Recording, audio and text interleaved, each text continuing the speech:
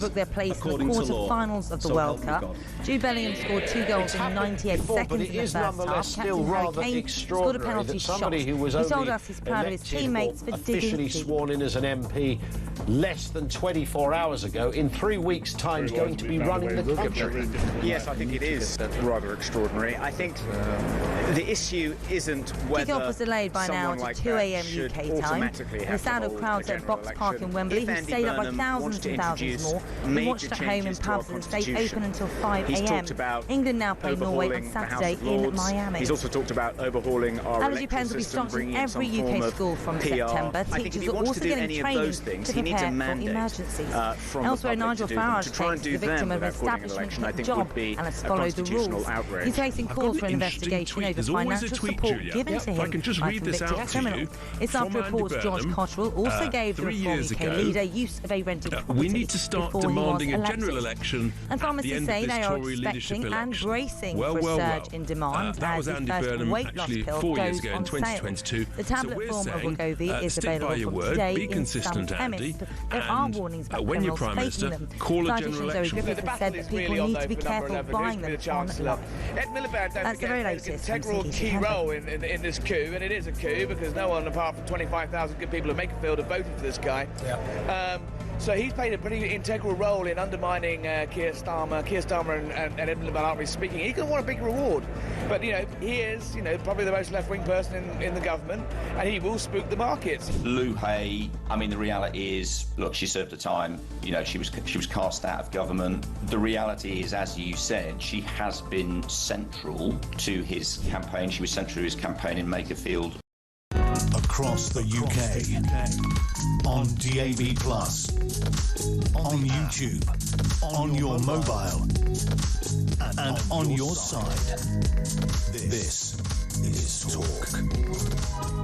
Common sense conversation to start your day. This is the Jeremy Kyle Breakfast Show. Well, you know what? At 2 minutes past 6 on Monday, the 6th of July, nothing, not even Starmer, OK, not Burnham, not any of them lot, is going to dampen my spirits because I got up at 12 o'clock, I watched the whole goddamn game, and I have to tell you, hand on heart, whether you're a football fan or not, I'm 61 years of age tomorrow, and that is the best I've seen England play in my lifetime. Fantastic result against Mexico and the Osaka. What an astonishing 87,000 people, a referee who had no control. Just astonishing scenes. Brilliant. Through to a quarter-final of the World Cup Saturday, 10 o'clock, of course, against Norway, and everything throughout this show reacting to that. Harry Redknapp will be here, our sister station TalkSport. Some incredible coverage. We'll do other stuff as well, but it got me thinking, right, today's going to be the biggest sick day ever. In the history of this country, today will be the biggest sick day. So, in the old days, like when I was working and you wanted a sick day, you had to go out in the corridor and go, just shh, go phone the office, and you have to go, hello, I'm sorry, I won't be in today, I've got a sore throat. Now you just have to send an email. What's the best excuse, right? There will be a prize today. I'm not going to offer you a ticket to the quarter-final of the World Cup because I haven't got one. What's your best excuse? I'm not condoning it, but if you're phoning in sick today, what have you said? Have you been honest and gone, I've got a hangover, England won, you can shove your job where the sun don't shine? Or have you gone, I've got a sore throat, or, my tinnitus is playing up, or whatever? Just... Oh. It's coming. See? Lovely. I'm sorry about this, but I'm so excited. Just keep it on going. I've fallen completely into the trap where I think we're going to beat Norway, beat Argentina, and put one over the French and stop paying them 500 million quid. Come on, England! Oh, dear. There we go. I walked in the office and Christian went, well, I watched the second half, but I got up at 12, you see, because I thought it was 1, and they said it's not till 2. So then I thought, do I go back to bed or have a piece of toast? I had a piece of toast. But there you go. It was just astonishing. And driving in London, so many people out the streets, falling out the pubs. And I love the British. Fans complained that the BBC iPlayer keeps going down during the clash and that we could hear the pubs cheering the goals before they went in. Brilliant. OK. What do you make of all my friends proud to be English? Are we allowed to be English and proud this morning, are we? Fly your flag. 0344 499 1000. Text to 87222. We will put your voice... Let's get the first voice note of the day on. Come on. Who's going to make it? 0344 499 1000. If you are calling in sick, what is the excuse you're using? We will award a prize to the best excuse. We're all here, of course we are.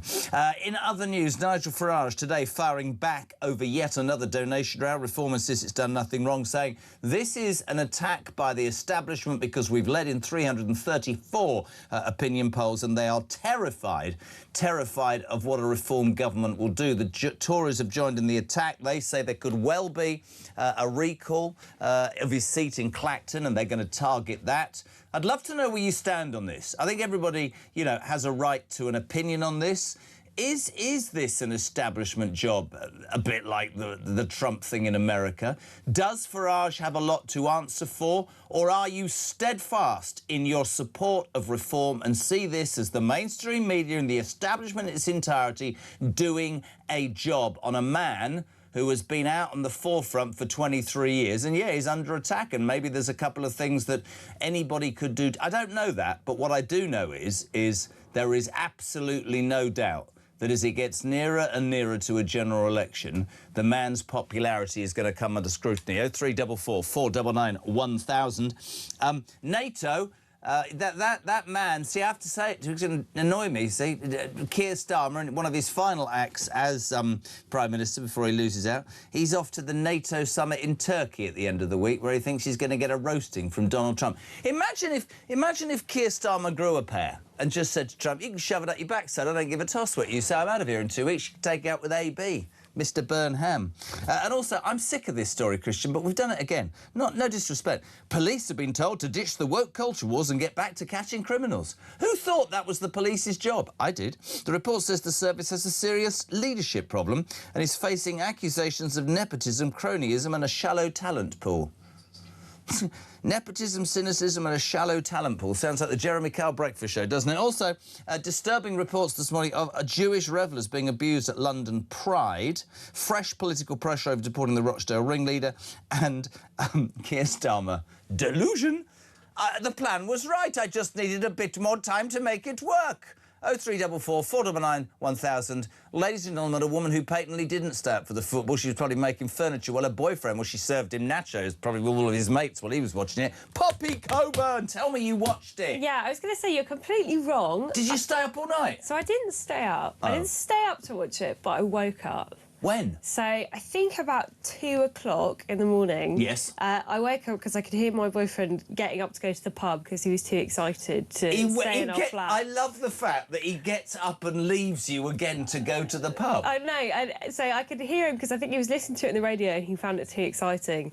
And then I can go out to sleep, so I texted him and said, where are you? I'll come. So I did actually go see it towards the end. Did you go to the pub and you're drunk? You're pretty, so you are hungover. No, I am sadly very sober. What did you have? Did you not have a drink? I had a half pint. Of what? Beer. You drink beer? You of course I drank beer. Proper bird. Sorry, woman, lady, whatever. That's brilliant. I'm English. I'm English. But, yeah, it was fantastic. Look, I can't say I know the most about football in the world or even anything at all, but, God, that was fantastic. It was so exciting. It was so English, and I have to say, maybe there are people who aren't football fans, right? There was not... It's really weird. I watched it on my own. The in-laws, downstairs, cup of tea, loved it, right? There wasn't one moment when I didn't think we were going to win. We looked to have the whole game plan looked to me to work. Keeping them quiet the first 20 minutes.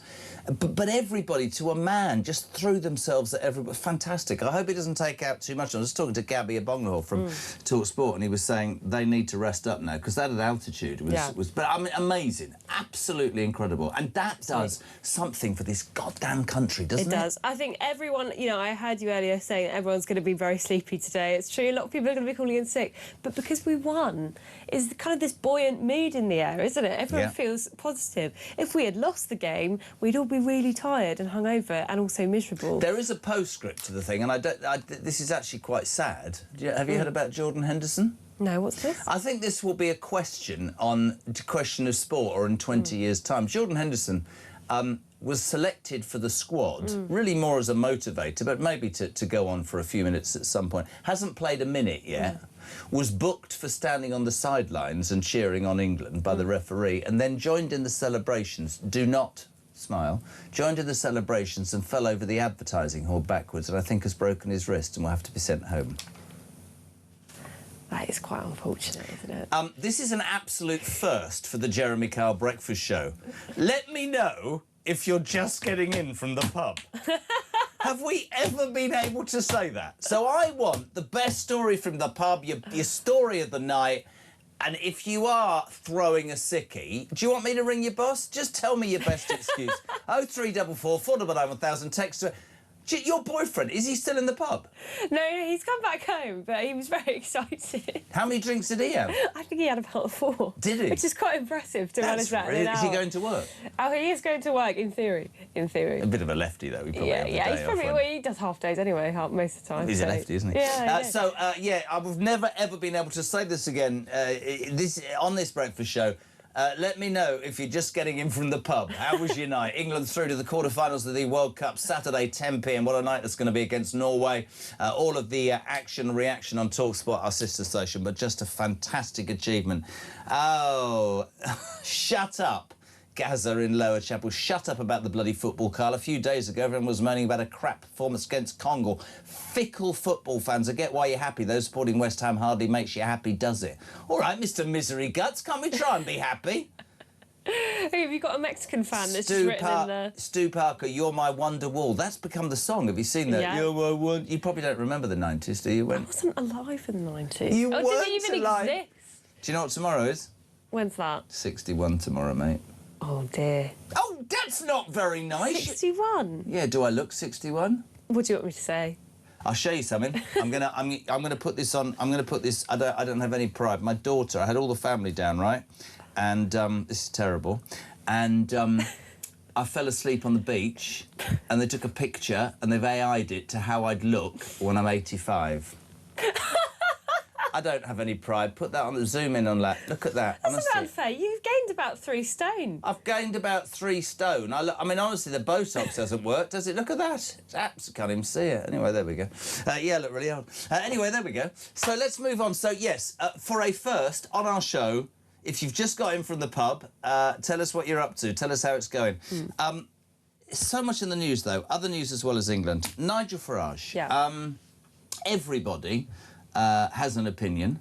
Everybody, it seems, has a story. It started with this £5 million donation from the crypto billionaire, Harborne, who's now registered to vote. He obviously, I think, said, I've done nothing wrong because this was before I became an MP. The Standards Committee and the Commons are looking. Over the weekend, another donation row. A sidekick, when I say sidekick, a good friend of his, George Cotter, who I know well, Posh George, donations from him that were also apparently should have been whatever. This guy's got a criminal record. The Tories are jumping on the bandwagon and target his Clacton seat. Let me read this from Sean in Gloucester. Seems the establishment, JK, have started Project Fear Mark II against Farage. They can see their gravy train is at risk and they don't like it, but the silent majority are fed up with all the insanity and want a normal but successful person as PM that puts us first for a bloody change. Yeah. Listen, whatever you think, it's not for me to say... I don't know about the donations, but I'm absolutely with Sean in Gloucester. Yeah. The harder and the nearer that Nigel Farage and Reform get to the winning line, even if they don't get an overall majority, it is unheard of to go from 5 seats to potentially 250. And trust me, I know enough to tell you that the establishment will stop at nothing. I'm talking about the BBC, I'm talking about the mainstream media, I'm talking about absolutely everybody. Yeah. That is not me... I don't know the truth, right? I don't know whatever. I saw Jenrick yesterday saying no rules have been broken. Let's be fair. The Tories, the Reform Party today saying Nigel's done nothing wrong, it's an establishment hit job. Your thoughts? Well, first of all, let's start with some context, because what I found really shocking about these unfolding, allegations against Nigel Farage is that it's Labour and the Conservatives who are throwing their hands up in the air and saying, how awful is this? Isn't this appalling? How dare Nigel Farage do this? Let's not forget, this Labour government began with Lord Ali's donation scandal, where a man who was donating directly to politically affected officials was allowed to pick the selection of Labour MPs who had great influence over the direction of the party. So he literally paid, I'm sorry, it seems like it, he paid and then he got influence. So let's put that on the table. Leaving aside even the Peter Mandelson job, where, again, another seriously unsavoury individual who actually had great political influence and was best friends with a paedophile. So there's Labour.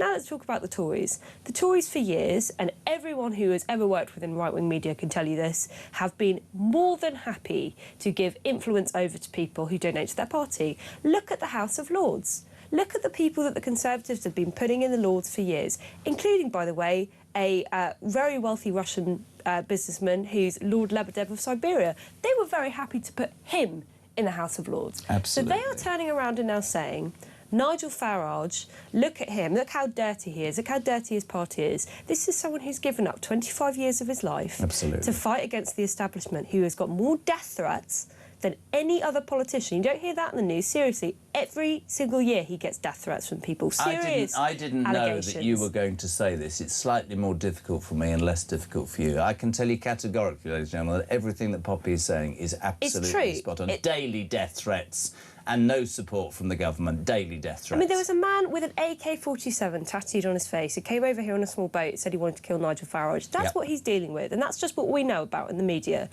So if he has taken this money before he was an MP from someone where there is no suggestion whatsoever that he's changed his opinion, OK, Nigel Farage has been completely consistent politically for 25 years. For 25 years, for as long as I've been alive. He's known this person, a friend of his, for a very long time. This is not cash for questions. This is not cash for access, OK? This is someone basically saying, you're a friend and I need to support you because the state isn't stepping in and you're getting death threats. He can do with that money as he pleases, frankly. So with the George Cotwell story, again, all in the public domain, this stuff. You know, I was listening over the weekend. I was getting nostalgic about Brexit, and I was listening to Michael Crick's biography of Nigel Farage. All of the stories that the Times is breaking as exclusive this weekend, and the BBC is running on as exclusive breaking news, is already out there. We've known this for years. Why is it coming up now? Why is it being repackaged now as breaking news? Listen, I couldn't agree anymore. I'm not in the process of defending anybody who's in the wrong, but I do know, because I've some involvement, I do know categorically that there is a concerted effort, OK? And that to me, is down to fear. That's as much as I know. But every single person in the public eye, in politics, needs to be transparent. But, you know, glass houses and, you know, people in them springs to mind. I'd love to know your opinion this morning. I mean, we have a lot of people on this station who listen to this station who would support reform, who see it as the last chance. Don't do these stories from the right-wing media. Do these stories. I mean, I think Poppy's just nailed it. That should be played all day, what she's just said, because it's absolutely spot on. Does it change your view of Nigel Farage? Does it change your view of reform? 0344 499 1000. This was Robert Jenrick yesterday questioned, was it on Koonsberg, was it, I think, about Farage and Posh George. Have a watch. I honestly don't see what the story is here, other than just yet another attempt by certain parts of the media to try and muckrake about somebody who is actually trying to shake up the system and challenge the status quo. Couldn't agree more. 0344 499 1000. Roger in Wales. Farage has proved he can get investment into reform, which only shows he will easily get investment into the UK when in power. We expected this witch hunt, but nobody cares what dirt they try and bring up. We are with Farage 100%. John, just say, sorry, I can't come in today. I've woken up inside what can only be described as a group-wide state of national overconfidence. I've been instructed by my nervous system to stay at home until the delusion settles. We think that's a particularly good excuse for staying off work. Dale, you've got a sickness excuse, Dale? Hi, Jezza. Looks like it's going to be a great show again. I'm an employer, and I've been for quite a while.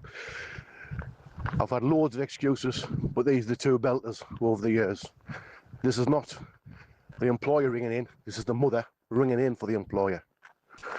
So-and-so will not be in today because he's got sickness and gonorrhea. That's one of them.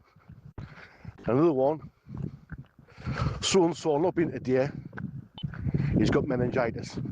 But I think he'll be in tomorrow. He's looking better already. Cheers, Jezza. Great show.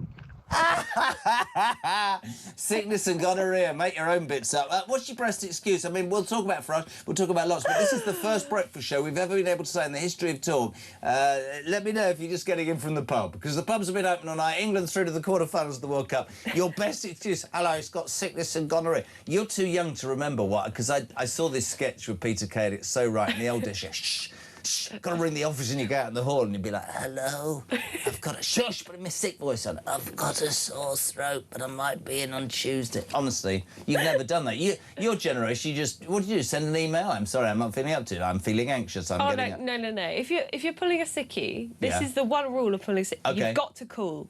Oh, you've got to call. Yeah, absolutely. Have you, Poppy Kerban, ever put a voice on to get a day off? Absolutely. Go on, When I was a teenager, when I used to go out voice drinking. then? Do your sick voice. Oh, let me see if I can do it. It's been a few years since I've been doing this. Here we go.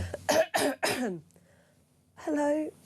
I just really don't feel well today. Oh, you always want to sound like you're crying. You sound like you're going to cry. Exactly. How is it? Because it's just the pain is so overwhelming. Oh, right. And often I was on the verge of tears because I was so hungover I really couldn't go into work. I'd like your best sicky voice on a voice note, please. What's your best sicky... Hello, Jez, I don't feel well. 0344 499 1000. So if you're just coming in from the pub... let us know about your night watching England. If you are having a sickie, what's the best excuse you've ever heard? And also, I'd like to hear the best sickie voice. That would be brilliant. Dave Shine. Nice. We all know by the time the next election comes around that Nigel will be responsible for the grooming gang, says Dave. Yeah, do you know what? Probably. Hi, JK. This establishment attack, they're so desperate. We'll always vote Reform UK. Tories just as bad as Labour joining. This will make Reform UK more powerful. Bring on an election, a general election, says Christina. Jason's in Worthing. Great result for England. I'm not a real football supporter, but I love my country. One thing I'm not looking forward to, if the progress, is the politicians jumping on the back of their success.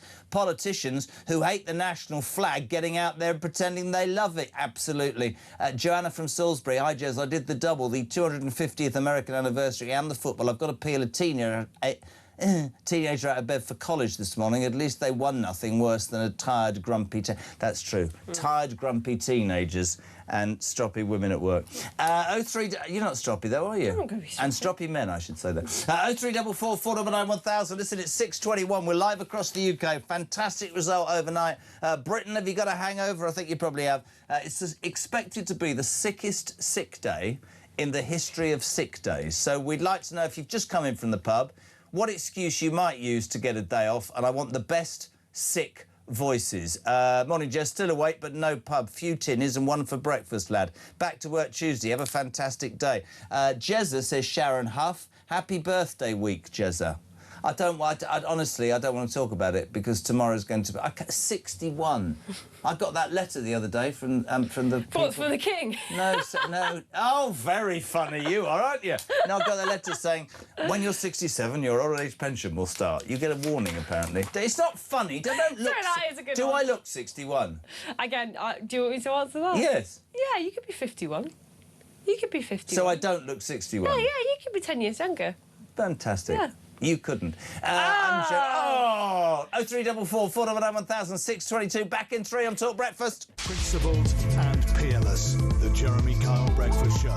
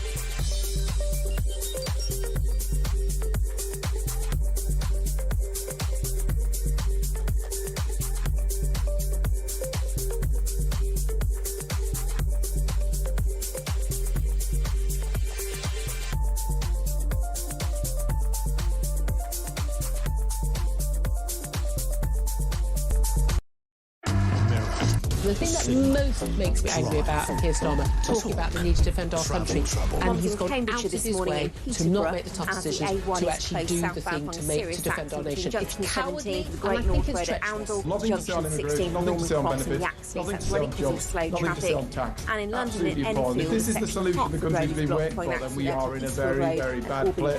People up and down the country are asking why they are always being put second. They work every day, they get up, they pay their bills, they look after their kids, and yet the other side of the social contract is not being held up. 28 for Tingley.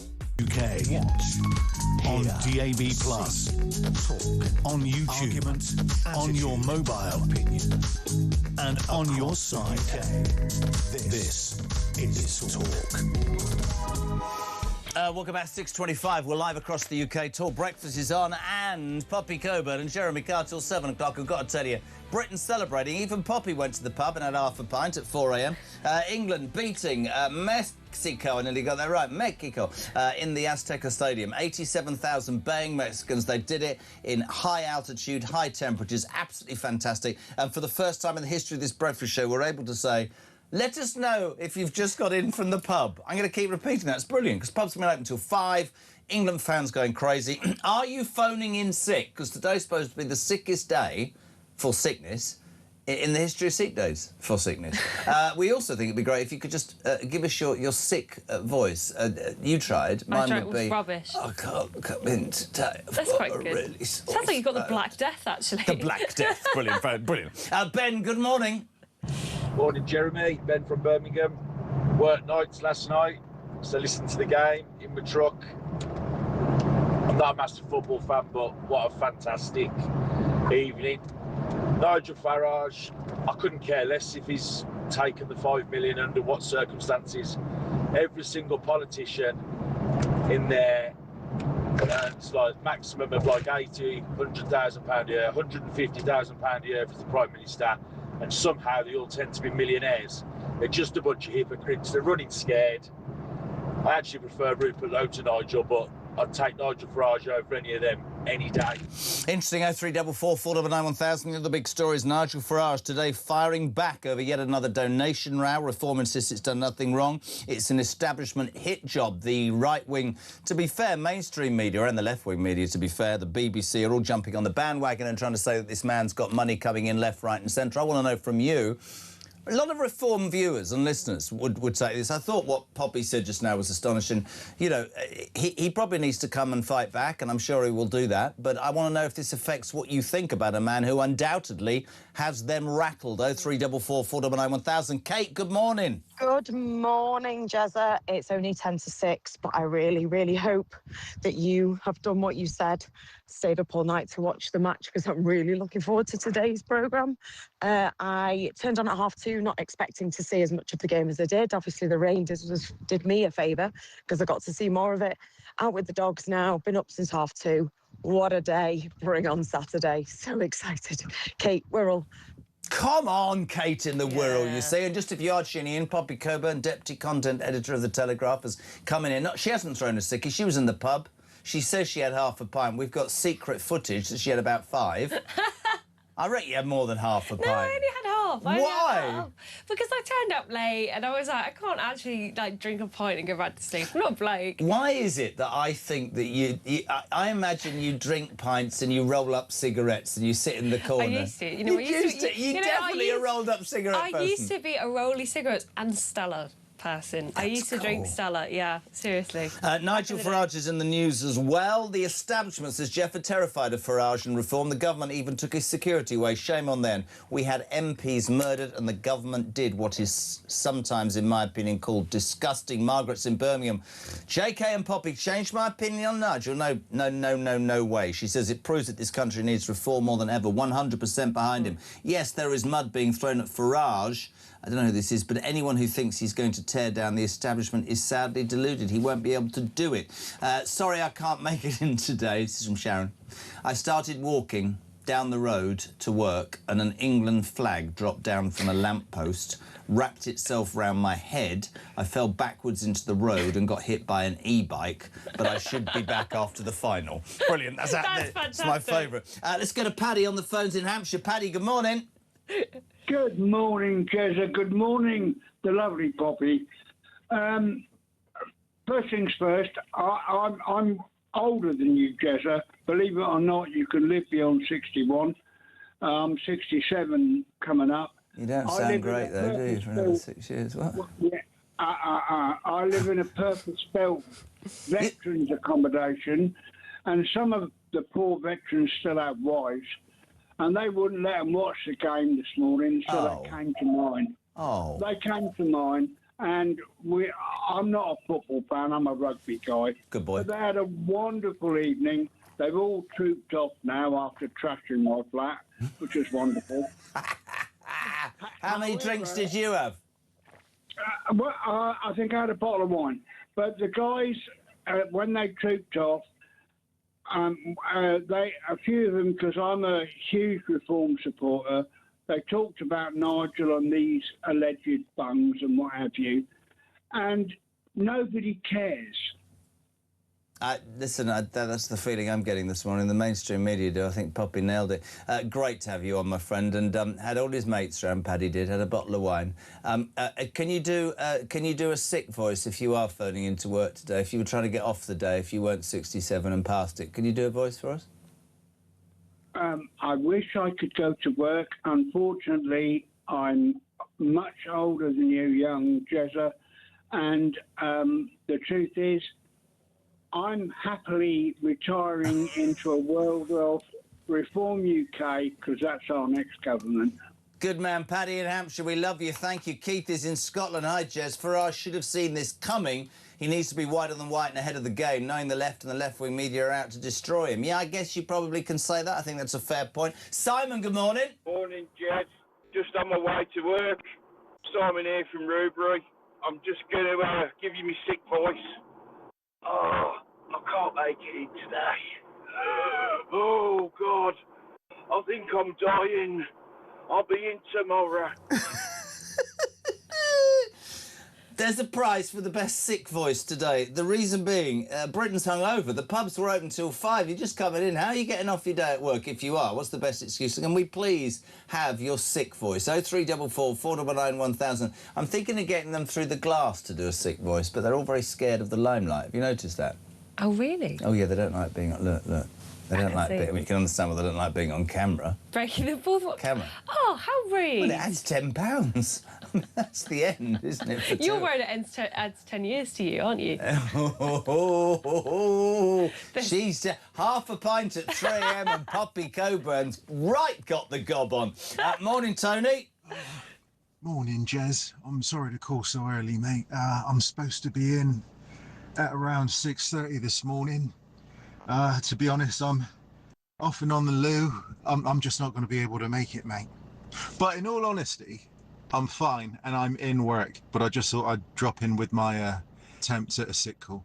Have a good day, buddy. And you, Tony. Rob, please, Jez, don't mention... I've just tuned in. Please don't mention the result. I've watched it. I'm watching it. I've recorded it later. Tough. England won 3-2. 1 red card, 2 penalties. It was fantastic. What are you telling me? You're watching it later. Should have got up to support the team. Poppy was in the pub. Even I did. Poppy was in the pub. Even I did. I had a cup of tea, though. You had a cup of tea? Well, I'm at home with the in-laws. It was fine. That lovely big television, sat there on the sofa, enjoying it on my own, in my pants.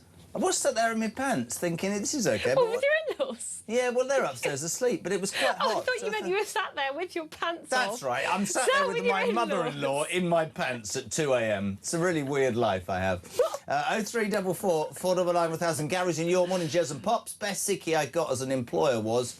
I couldn't come in because they've moved the bus stop yesterday and I couldn't find it. Jezza, the as ordained by you miserable git here. Oh, this is Dave H. Scratch it. See what I did there?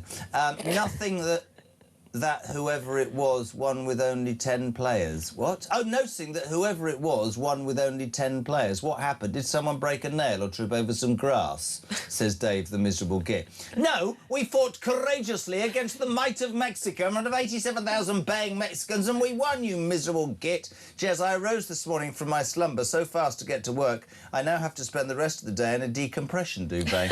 That's absolutely brilliant. Morning, Jez and Pops. Great result this morning for the England team. Will Andy Burnham try and tax the euphoria now that we have after the result as they're blinking taxing everything else? Just a thought, says Joe, who's already seen the light and lives in Thailand.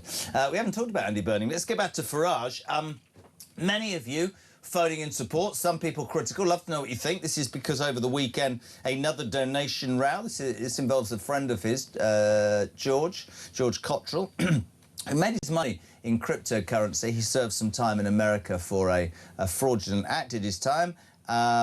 The Reform Party and Farage in the Express this morning saying there's nothing to see, and this is before I became an MP. This is an establishment hit job. The Tories are jumping on the bandwagon, as are Labour, demanding a recall in Clacton. You don't think that's going to happen, though, do you, Pops? No, absolutely not. I think if the establishment tries to go down the legal route and do what they did to Donald Trump, what they did to Marine Le Pen, and try and, on procedural grounds, block a democratically elected official from taking their seat in Parliament, that is the biggest possible mistake they could make. OK, the people of Clacton voted for Nigel Farage. This is not a reason to block him from that role. And you know, I said before, there's wider context to this. I think I may as well add a bit more.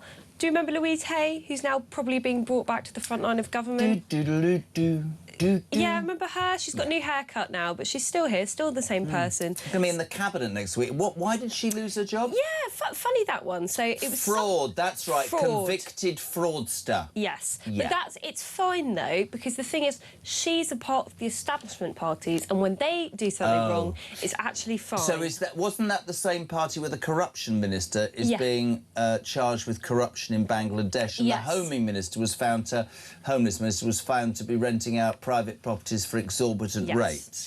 This is also the party that, as you quite rightly say, gave the most senior civil service job, the American ambassador, to a man who we knew was the biggest friend of the world's most notorious paedophile. Yeah, Peter Mandelson, of course. Peter Mandelson, whose checkered history has been going back for decades I just wanted to check out and obviously let's not forget Lord Ali, like the big-ticket Labour donor who was buying the Prime Minister's wife. I heard somebody over the weekend say, well, it's not to the same scale. Farage got $5 million. We just got some free suits and glasses. Brilliant. So they're bad negotiators. Yeah. Not only are they bent, they're also bad at it. Brilliant. Well, that really makes me want to support the establishment parties. No, the thing is, it's just maybe I could believe some of the outrage from these people if they were whiter than white, but they're not. Do you know what I would do if I was Nigel Farage? And I've said this on this show for a long time. I believe that the majority of people in this country are so fed up with the establishment, so fed up of the same misery and up and down politics, that what they want is somebody to stand in front of them. I've said that you can go back in the records and go, right, here I am. I've been married 3 times, I've got 6 kids, I'm sure I've made a few mistakes, sacked a few people, probably drank a bit too much and smoked. I once had a loan from here, I did. Because all of these politicians, if you try and appear... I don't think the British people give a toss anymore. They just want effective politicians. And Trump proved that in America. And we were talking about it privately. I'm sure Nigel will. I'd get on the front foot and say, I want to talk about why this country's on its arse. That's what I want to talk about. Absolutely. Genuinely believe that. And again, I hate this game that's being played where it's like all allusions to something. So it's not actually coming out and saying what you think. Do these people think that Nigel Farage has been bought? Can they prove that? Can they prove that any of this money has ever changed any of his political positions on anything? Because from where I'm looking, he has been the most consistent political figure of my lifetime. You know what Nigel Farage thinks. When you say his name, love him or hate him, you know what he believes. He can't be bought. I'm sorry, it's just... but that is the illusion that people are trying to make here, and they let everyone else get away with it. All these other politicians who have been professional politicians their entire lives, who are, like... Look at Keir Starmer, you know, when he does Desert Island Disc, there's nothing to him. He's been focus grouped into oblivion. What about when Boris Johnson called out Keir Starmer as the Director of Public Prosecutions with overall responsibility? You let Jimmy Savile through the net. And when he brought it up in the Commons, the establishment... You can't say that. Well, you can. Because you basically, quite rightly, as it turned out, turned on Boris Johnson, who was in charge of Downing Street during the lockdown and all those parties, and we've had that debate again and again. If you're in charge of every single prosecutor in this country and Jimmy Savile slips through your net, then I think you should be responsible for that. I'm not... Listen, none of us here are blindly supporting something that we don't believe in. I'm telling you that what you said is absolutely right. Nigel Farage has had the same opinions, and if these stories are aimed at anything. Can they prove that taking donations has changed his political Before stance? he was an MP? Before he was an elected MP? Not at all. What I just want to know is, who decides who leads Britain? Is it the people who go out and vote? Or is it some shadowy committee of people who get to decide on ethics and standards? That is the question. Yeah. It's the same question America asked last year. Who gets to lead America? Do we decide or do you decide? Do you people who run the courts decide? Do you people get to choose who's going to be our next leader? And I think the American people answered with a resounding no. We, the voters, get to pick who leads our country because we live in a democracy. And the same question we put for British voters. Who do you want to lead? The establishment who get to pick things and have made a real rotten mess of it? Or you? Do you want a change or not? And that is this story to me. You know, you look at the details of this, fine. You can disagree with it. You can disagree with Nigel Farage as a politician. Of course you can. I don't agree with him on everything. But as a man, what are they doing to him? Why are they going for him after the local elections? You've got to put your thinking cap on and realise what these people are trying to do. I find it absolutely appalling, because that's what it is. It's a naked smear. It's brilliant. You're absolutely spot on. Also, a couple of other stories. Actually, you should read some of this. Mark's got a sickie. This is brilliant. What's your sickie for being off today, Marky? Morning, Jez. It's Mark.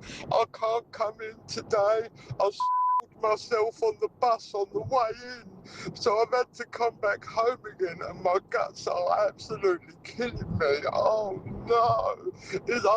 I can't come in. I should be all right to come in tomorrow though. I don't want you to come in if you pooped your pants. What's the matter with you, man? Honestly, you're fired. You're disgusting human being. He's get a toilet card like you've got. I taught my daughter that little song, I pooped my pants in the middle of Aldi. I only went in to get some Garibaldi. I dropped a log right next to the pasta. I've been banned from Aldi, so I've got to shop at Asda. Thanks for sharing that with me. She's only 2. It's brilliant. Aldi. Asda. Morning, Jez. Morning, Pops. I'm sorry I can't come into work today. I took a Viagra tablet last night and I can't even turn over to get out of bed. There's Tony. Oh, I love it. I love it. It is because today is supposed to be the most popular sick day in the history of the world. England through to the quarterfinals of the World Cup. Great result overnight against Mexico. I want to say Mexico. And as a result, the pubs were open till 5. Everybody seems to be out. So for a first in our breakfast shows ever, we're able to ask, let us know if you're just getting in from the pub, and let us know the best sickie line you've ever heard or your sickie voice. Hi, JK and the lovely Poppy. I've messaged many times. Farage has no intention of sitting in cabinet. He will go to the Lords or something will happen. Generally, could become the leader. That's from Rich, don't know. JK and Poppy, I don't care what money is Farage has been given. The MP should follow Farage and give up their expenses account, as he never claims for anything. Bill in Romsey. Hi, Jezza. Regarding Farage and his assets, I don't care how many properties he owns. If he owned every property in the country, that would at least prevent any properties becoming HMOs for immigrants. Jobs are good. And Joe from Shrewsbury. Morning, Jez. Baz in West Brom. Sorry, I won't be into work today. I've just come out of the pub and I can't find my car properly, which is probably a good thing, as I'm too pissed to drive it. That's a good one. Oh, my God. Bill in Cheshire. England win. Fantastic. Still... Are you doing your own sick note? What? You're doing your own sick note live on air. I can't come into work today. My digestive went down the wrong hole. I must learn about this whole biscuit thing. Why are you frowning at me? I can't help it. England win, fantastic. Still have doubts about Tuchel, but weak and woke Gareth Southgate could never have got a performance like this from an England team. Tim's in Taunton. Don't laugh at me, I'm crying. Hi, Jez. If we had Facebook, social media, etc. during the Second World War, then Churchill wouldn't have lasted 2 minutes. Nigel is our only hope to save this bloody country, and nothing will change that in my mind. Craig in Lincoln. Morning, Jez. Couldn't watch the game as I need to fly a plane to Los Angeles Airport. What, just because you're... Is he a pilot? I presume he's a pilot, because it'd be quite strange if he wasn't. Regarding the Farage story, it only deepens my resolve as a Reform member. This is just desperate stuff from people scared of losing their grip on power and the gravy train. Morning to David. Poppy, Jez, sorry I won't make it into work this morning. Unfortunately, I was awoken by the fire alarm in the small hours this morning due to my video recorder catching fire. I'd set it to record the England game as I went to bed as normal. Unfortunately, I've had no sleep as I had to deal with the emergency and I won't be fit enough to come to work today. No one was hurt, but my house is a mess. I hope you will understand, says David. Brilliant. I mean, that's actually quite... I mean, I bought that. I think the more complicated, the better sometimes, because once you get someone into a story, you know, they're already half listening to you. Somebody sent me one once when we were doing this some time ago on a radio show, I can't remember, and they said that they'd done their homework, but they'd used a fountain pen or a report for work, and it wouldn't dry, the ink, so they'd left it by the window, and a gust had taken it out, right? And it had landed in a puddle, which had made it all the smudge, and the dog had ate it, so there was literally no... Brilliant. I mean... Multiple... I think the dog is a little bit too much at the end. Just keep it on and on. What is your best excuse for being sick, peeps? We'd love to know. Also, a couple of other stories. I just want to see your face. Sir Keir Starmer has insisted over the weekend that Labour's plan was the best. I just needed more time. But a member of Andy Burnham's close-knit thing said he'd lost the dressing room. I needed more time. Can I just say about Keir Starmer, I think this happens with every leader of this country, the moment that you know that they're about to leave.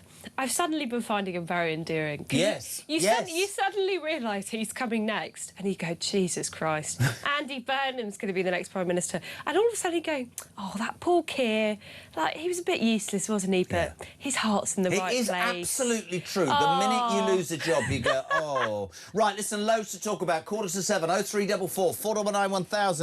England's got a hangover. We're in the quarter-finals. Have you just come in from the pub? What's your ideal sickie excuse or your sickie voice? Colin, good morning. Good morning, Jez. Morning, Pop. It's Colin, truck driver from Blackburn. Yeah, I had a bit of a blood rush this morning when I woke up. So I had to call Gaff and say, can't make it in. Migraine. Job knackered. Come on, England! The Ministry of Common Sense. This is...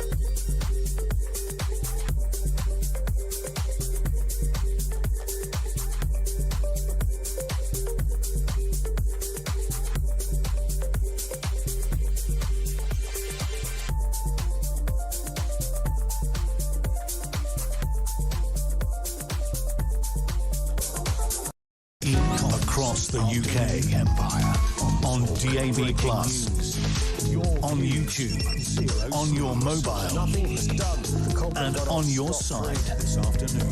This on This Talk. Welcome back. The JK Breakfast Show on Talk, the home of common sense and the home of the alarm clock. Brit is on Monday, the 6th of July, the day England made it to the quarter-finals of the World Cup, the day the pubs were open till 5, which means for the first time ever, I can say, let me know if you're just getting in from the pub. Have you thrown a sickie? If so, how? Kev, I think he's been drinking. That's Christian's just written this, OK? Just so be aware. I think Kev has been in the pub. Is this Kev O'Sullivan? I've no idea. Play it. Morning, Jezza. I hope you're well, mate. I got a bit lucky, really. I'm working today. Someone's got to pay for these migrants. Give them somewhere nice to live. These poor, persecuted people. And yeah, I got up to think, I watched the second half because I started at 4 a.m. And I woke up and I'm like, oh my God, the rain delay, I've pretty much seen the whole game and listened to the last bit on the drive into work. Great result, really happy with that. But, you know, regarding Nigel, because that's the other question you've asked, well, I'm more concerned about who is going to stop these people, and that's being really polite calling them people. Some of them are okay, but let's be honest, the predominant amount of them are not. People coming to these shores and raping women and children. That's what I'm interested in. Anyway, have a good day, mate. You know, in the midst of all that, he's absolutely right. He's absolutely right, because no politician has done anything about that. No Labour politician, no Conservative politician, no Liberal Democrat, and I'm not saying Reform would, but I believe they do their best to try. 0344 499 1000. Other news quickly pops. Donald Trump is rattling the NATO cage again, just as he is prepared to meet. Keir Starmer's final sort of foreign visit, Ankara in Turkey. He's heading into the summit, and he's going to get a telling off from Trump. He's preparing himself to... So, you know, again, because Keir, dear Keir, it's all over. Can you imagine he said, up yours, Donald, don't give a damn about it, you can take it out on AB with the monocle. No, well, you know what, you can't do that, because he now thinks his next job is going to be General Secretary of NATO. Mate. I mean, the man is completely delusional. Do you know what I read today, which is frightening? We are now 12th rated in NATO in terms of the support and the money that we spend on defence. That's an absolute disgrace. Yeah, it is. And it tells you next time that there is a reason why we all need to put more money into NATO spending. When the UK tells other member states, you need to, you know, cough a bit more cash for our defence, they're going to say, but you didn't. Absolutely. And I don't fall for this, by the way. They're going, oh, well, the only way that Andy Burnham can do that is to cut welfare. There's other ways to do it as well. There really is. Try foreign aid. Honestly, if we cannot, which is surely the first rule of any Prime Minister, is to protect his nation, which I think, or her nation, I should say. Also, another story quickly. Police have been told to ditch the woke culture wars and get back to catching criminals. The report says, don't know what the report's called. The service has a serious leadership problem and is facing accusations of nepotism, cronyism and a shallow talent pool, which sounds like this show, to be fair. I've heard this story again and again. I've read reports again and again. I've heard, since I started this show, you can't call them the police force. I mean, we were scared of the coppers, right? If you were going to be dragged home to your man, that was the way it was. I don't understand this. I don't understand it. The police force in this country has been deliberately destroyed, and it's been destroyed by two things. First was the Macpherson report, which completely changes the way that Macpherson is done. In some way, certain reforms were good. A lot of them, actually, I think now have turned out to be very, very bad for policing. And the second one is what the Conservative Party did to policing. They massively cut wages, they made the job much more unattractive. And what did they do with the money? Because they didn't spend it on defence, the Tories, did they? Well, quite. So a lot of really fantastic police officers took early retirement, and then ever since then they find it a real struggle to retain people. Also, if you're a police officer, and I always think of this in the case of the police officer, he was fighting back against a gangster who was trying to ram into him with a car, and the police force would just dump you. You know, the IOPC will say, oh, well, this is politically inconvenient for us because it's going to create a BLM scandal, so yeah, we're just going to dump you. And I think it's made it really difficult for good people in policing to actually stay in the job. It's really interesting when Blex is on the show, which he is later, he'll always talk about how, you know, it's from the top and chief constables have been reacting to the way the world has gone. But, you know, sort of our old-fashioned view would be that the coppers are supposed to be on the street getting intel so that they can prosecute criminals. The whole system is laughed at now, massively laughed at, and it doesn't get any easier. And I think, geez, I'd be delighted. I mean, don't you want your police to do we not like a bit of fear, or is that an outrageous thing to say? Well, no, I think it's three ways, right? That's the window blind going down in case you think something. Scared me. So it's the police officers who you need to have properly funded, properly trained, good talent involved, that they know they're going to be supported by their union. You need the CPS to work to actually prosecute the criminals, because the CPS are just as bad as the police force. And you need the justice system to work. You need there to be prisons to actually put criminals in. Well, there was after the Southport riots for 24 hours, because there were police on the streets, there were court dates, and people were arrested on Sky and put in prison straight away. But that's where all that three was a bit parts convenient, wasn't it? That's where all three parts of the system don't work, and you can see it in a story like that. Why did the police officers prioritise people posting social media posts? Why did the CPS decide to charge these people as if they were terrorists? And why did the prisons that are supposed to be overflowing suddenly find place for these people? It's because the political priorities are wrong, and the only people that can fix this are the government. You're not going to be able to rely on these police force chiefs. They're completely compromised. You're going to laugh at this. Paul in Hitchin says, morning the gorgeous Poppy and the coffin dodger. Oh, my God! Brilliant. He's only 61. I phoned in sick this morning, then suddenly realised I wasn't on shift anyway. What a complete muppet. I'm going back to bed. Rob, good morning. Morning. I can't come to work today. I'm so sorry. It's just that I'm only 23, but I've got anxiety, and if I open the front door, it gives me anxiety, even more anxiety, and I'm just anxious thinking about it. So I'm not going to come to work today because I get paid so much money for having anxiety that I can't find a job that would make it worth not having anxiety for. So I'm going to have to go now. This is making us anxious. He's just taking my excuse. Mike in Swindon. Well done, Robbie. I can't come to work today because, if I'm honest, I'm totally trashed. Yeah, sometimes that's the most honest the best policy. That's like Poppy's boyfriend. He had 4 pints. Good morning, Jess. I came down this morning to find my 90-year-old wrapped around the bowl of the loo. Never heard anybody so unenthused about England winning, says Jerry and Froome. Great. If you are waking up, England, fantastic performance overnight against Mexico, right? And we just never thought we could do this on the show. If you're just getting in from the pub, let us know on the breakfast show. Pub's open until 5. Are you throwing a sickie? What is your best sickie excuse? Farage back in the firing line. Another donation row over the weekend. Reformites are saying, listen, this is just the establishment. They're terrified. Other people, certainly the mainstream media on the left and the BBC, are saying, no, this man is an absolute disgrace. But Poppy, just to finish the hour as we started the hour, your take on that was based on everybody's the same, frankly, and they need to look in the mirror, right? Well, quite, exactly. I mean, I just think that you have seen what the Conservative Party did when they were in government. We have seen what the Labour Party did when they were in government. These people are not whiter than white. They are just as caught up in this in a much worse way, by the way, because Nigel Farage wasn't an MP when this was happening. We are talking about people who were actually in government, taking money from donors who were then having influence over public policy. So I would just ask people who are interested in this story to say, why are they doing it now? Why are we hearing about it now? Is it because Reform won big at the locals and they're running scared? Because they know now that Reform could actually form a majority government and that would disrupt the establishment in this country in a way we haven't seen for 100 years. Absolutely. And they are fighting back with every single tool in their arsenal. So just be aware when you read these stories, why they're being placed there, why are we talking about it for weeks after weeks after weeks, with all the problems this country has, why are we talking about this story that we already knew about, already in the public domain? That's all. Just to finish, I never thought I'd say this, but this is from Kia in London. Ladies and gentlemen, morning, Jez.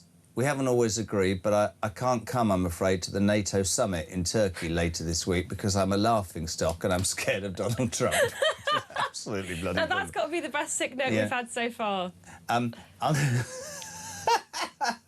JB, boss, I'll not be in today. I've given £5 million away to Nigel Farage, so I'm doing a runner. Brilliant. 0344 499 1000, text to 87222. So, now, going to work or going home to nurse the boyfriend's hangover? Oh, going to work. You're brilliant, you are. We love having you on the show. You're back on Thursday. Yes, I am. Poppy Coburn, half a pint of beer in the middle of the night. Nudge and throw, sickie. She came into this show. If you are waking up, how's the hangover, Britain? A great result for the football team. Through to the quarterfinals of the World Cup 2026. The biggest sickie day ever. Are you pulling a sickie? What's your excuse? What's your best sickie voice? But most of all, I'm sorry, I think it's absolutely fantastic. Just let us know, 0344 499 1000, text to 87222. If you are just getting in from the pub. I never thought I'd be able to say that. News at 7 next. The essential Q&A to start your day. The Jeremy Kyle Breakfast Show.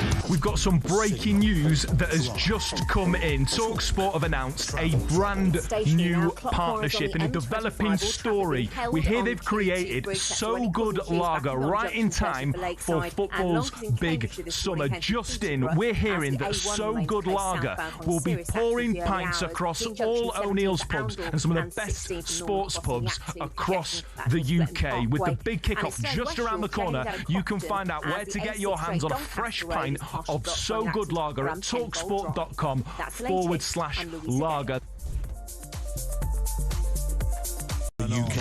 Tune in on DAB+, on YouTube, on your mobile, UK, and on your site.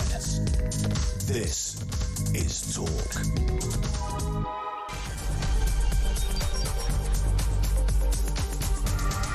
Talk News Update. The question my party is asking now is whether England fans are daring to hope it's coming home. To lead us into the next general.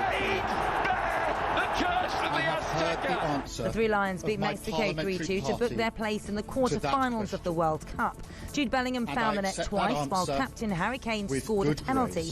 He told us he's proud of his every team decision for I've digging taken deep. We had to show everything about putting the country I love sweat, first. blood, tears, whatever that it was. Is why we found a way to get I will resign as leader Jordan of the Henderson, who Labour was Party. booked during the match, was also injured after falling over an advertising board following celebrations. Back here, and he cared about public service. That was the sound of crowds at Box Park in Wembley who stayed up like thousands watching at home and in pubs.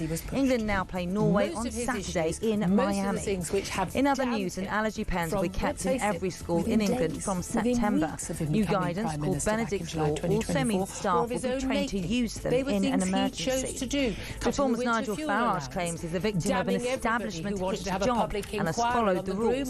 He's facing calls for an investigation over reports financial support was given to him by convicted criminal George Cottle, including the use of a rented property before he was elected.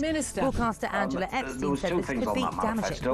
One was a picture of Keir Starmer and the way it changed. Well, accept and processes when we promise see made and promise delivered. Meanwhile, under new plans, overseas voters moving to the UK would be stopped from giving more than £100,000 in political donations for a year after their arrival. The government's also proposing tougher checks on company donations to prevent foreign money from influencing UK elections. And the first weight loss pill goes on sale today. Wegovy can be bought privately from high street chemists and online pharmacies. But people are being warned not to buy cheap options online as they may be fake. And changing their leaders at will. We vote for somebody in a general election to be our Prime Minister. We expect them to serve their term. And barring ill health or exceptional circumstances, what is going on here, frankly, is reminiscent of a banana republic that has totally devalued the very process of general elections and democracy. We at Reform demand a general election.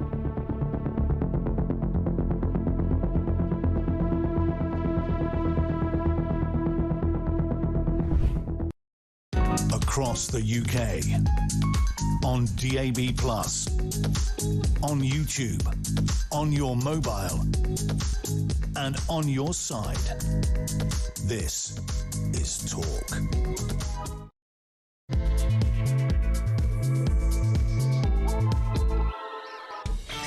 There you are. Welcome back or welcome along. Just gone 7 o'clock. What is it? Monday, the 6th of July, the day that England discovered themselves. If you didn't watch the match against Mexico in the Azteca, you missed, I think, in my lifetime, the greatest England performance ever. We're through the quarterfinals of the World Cup. We can start dreaming. Unbelievable. Let's get some music. I'll just be happy about this.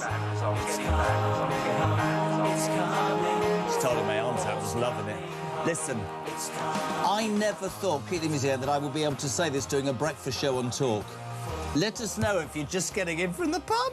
How good's that? If you are, so the first hour's been all about, because apparently today is going to be the worst sickie day in the history of the United Kingdom workforce. So if you are throwing a sickie, I need your best sickie excuse or your best sickie advice. 87222 is the text, or you can send that voice note 0344 499 1000. Matt, good morning. Hiya, Jez. Martin Warrington, I can't come into work today. I stayed up last night and had a big Mexican pizza. Oh, the first 2 slices were all right. Then I had another slice and I felt really ill. And then I had another slice, felt really ill. And then the third slice, I felt a bit better. But, the Mexican pizzas in the middle of the night are no good for you, so I won't be in today. All right. Brilliant. 0344 499 1000. What's your best sickie excuse? What's your best sickie advice? Britain has a hangover. We'll talk other news as well. Nigel Farage back in the firing line. Another donation round. Donald Trump is apparently going to rattle everybody in NATO. So Starmer's final foreign trip's going to result in a telling off. The police are under pressure this morning. Ditch the woke culture wars. And my favourite story today is Sir Keir Starmer says, my plan was the best. I just needed a bit more time to implement it. Bye-bye. 7:05. Here is a man who hasn't been to bed for about 36 hours, but he's as happy as I am. We say a very good morning. Talk Sports man. Max Scott, how are you, son? Oh, look, if it meant that I could experience that again, I'd give it another 36 hours wide awake, Jeremy. As you rightly say, that was an all-time World Cup classic. Not just the best game in a generation by or a two. distance, the best England have That played. was one of the best World Cup games in history. It had it all. It had goals, it had red cards, it had penalties, it had altitude sickness, it had a hostile tequila-fueled crowd. It was something else, and it was a coming-of-age moment for England. You said to me just off there, and I'm sorry I'm stealing your words, that you didn't have a doubt. I didn't. And I'm not surprised. I mean, I did, but that's just because I'm a nervous wreck, because it's a confidence that oozed character and resilience and metal and bottle and something else beginning with B. It was absolutely incredible. It was, and actually, even if you're not a football fan, what was astonishing was, and somebody said to me, oh, stop going on about it, you know, you were slagging them off the other day. Every single player did the job. It was like the biggest psychodrama, you're absolutely right. But weirdly, because I could see them all doing their job. My boy, Rice, gets booked after a minute. It was awesome, man. He ran and he ran and he ran and he ran. All of them, to a man. Dan Burn came on and just threw his body at everything. It was as if everybody turned up, and you don't get that. Already the naysayers are going, oh, well, that would have taken a lot out of them. Well, what about 6 days' time, Norway? Let's just chill out a minute. Brazil are out, OK? Yeah. Let's take 6 days. Pickford was awesome. 2 great saves. You know, the whole thing was absolutely brilliant, but it has resulted in the biggest sickie day in the history of the United Kingdom. Well, I'm not surprised. How many drinks did you have in the pub? Let's not lie. I just had 1 drink at the start to settle the nerves. But you were really nervous, were you? I was nervous. I was confident we were going to win, but the occasion was so big, Jeremy. This is the first time since 1986 that England have played at the Azteca. Yep. The last time they played there was, of course, the famous Hand of God incident. Yep. And so, you know, Mark Gay, he said before the game, you know, we're hoping he's a religious sort of a man, Christian man, and said, you know, that the hand of God will be with England this time round, and it certainly was. So the reason I was nervous is because there were all these demons that needed to be exercised, and so much had been made about altitude, and so many journalists had gone for 5-kilometre runs to prove how difficult it was, as if that would give us an insight into what these players would have felt. But I guess that drip effect does have an impact as a viewer and as someone that loves your country and wants the team to do well. And I just can't help but think that is an incredible launch pad for this team. I think they've found their identity, Jez. They're not a free-flowing France. Let's stop comparing ourselves to the French. Why would we want to do that anyway? Yeah. We're fighters, we're battlers that have got a moment in them and can scrape through when needed. That performance this morning proved that. Well, it's really interesting, actually, because, of course, you'll have the flair teams, you'll have the Franceses and the Argentinians and the Spanish and all of that. But what you're so right about is, if you'd written a plan for that football match was keep them quiet and silence the stadium for 20 minutes, try and score a goal on the break, get 2, stay safe to half-time, doesn't happen. But then you add in every aspect. You add in I mean, listen, the tackle, it's a red card. Yeah. That's not easy. How he must have felt, but it happened to Beckham, I guess. Anthony Gordon sprinting, getting that penalty. But for me, the last 20 minutes was the most...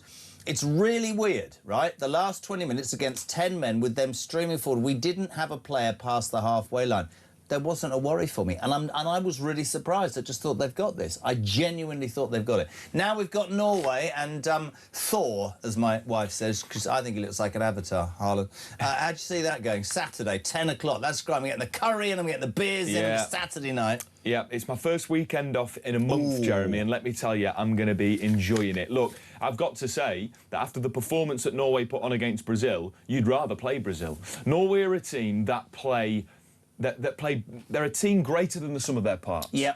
Brazil are a side of Vinicius Juniors, Neymar's, whatever. They've got individuals, but Norway are a threat. It's like an FA Cup game. And this is a golden generation of Norway, by the way. They've got Erling Haaland, they've got Martin Odegaard, they've got some great players in there, so they're not to be sniffed at. Sander Berge, Fulham midfielder, they've got, you know, some Bodo Glimt players who, of course, have done really well in Europe recently. They've got a Wolves defender who got relegated, but again, that's not the point. You know, we've seen the FA Cup upset year in, year out, and we pretend that we're shocked that it happens. If Macclesfield can beat Crystal Palace in the FA Cup this season, knock out the holders, Norway can beat England. Do you know what I said to you the other day? And I was like, you know, I wasn't really interested early on, and then I get really disappointed. I don't have any qualms now that England will not reach the final of the World Cup. I genuinely believe there'll be Norway and Argentina. A bit, obviously, France is the issue, but if they play, and patently he's able to plan tactically, because all of his substitutions were fantastic last night.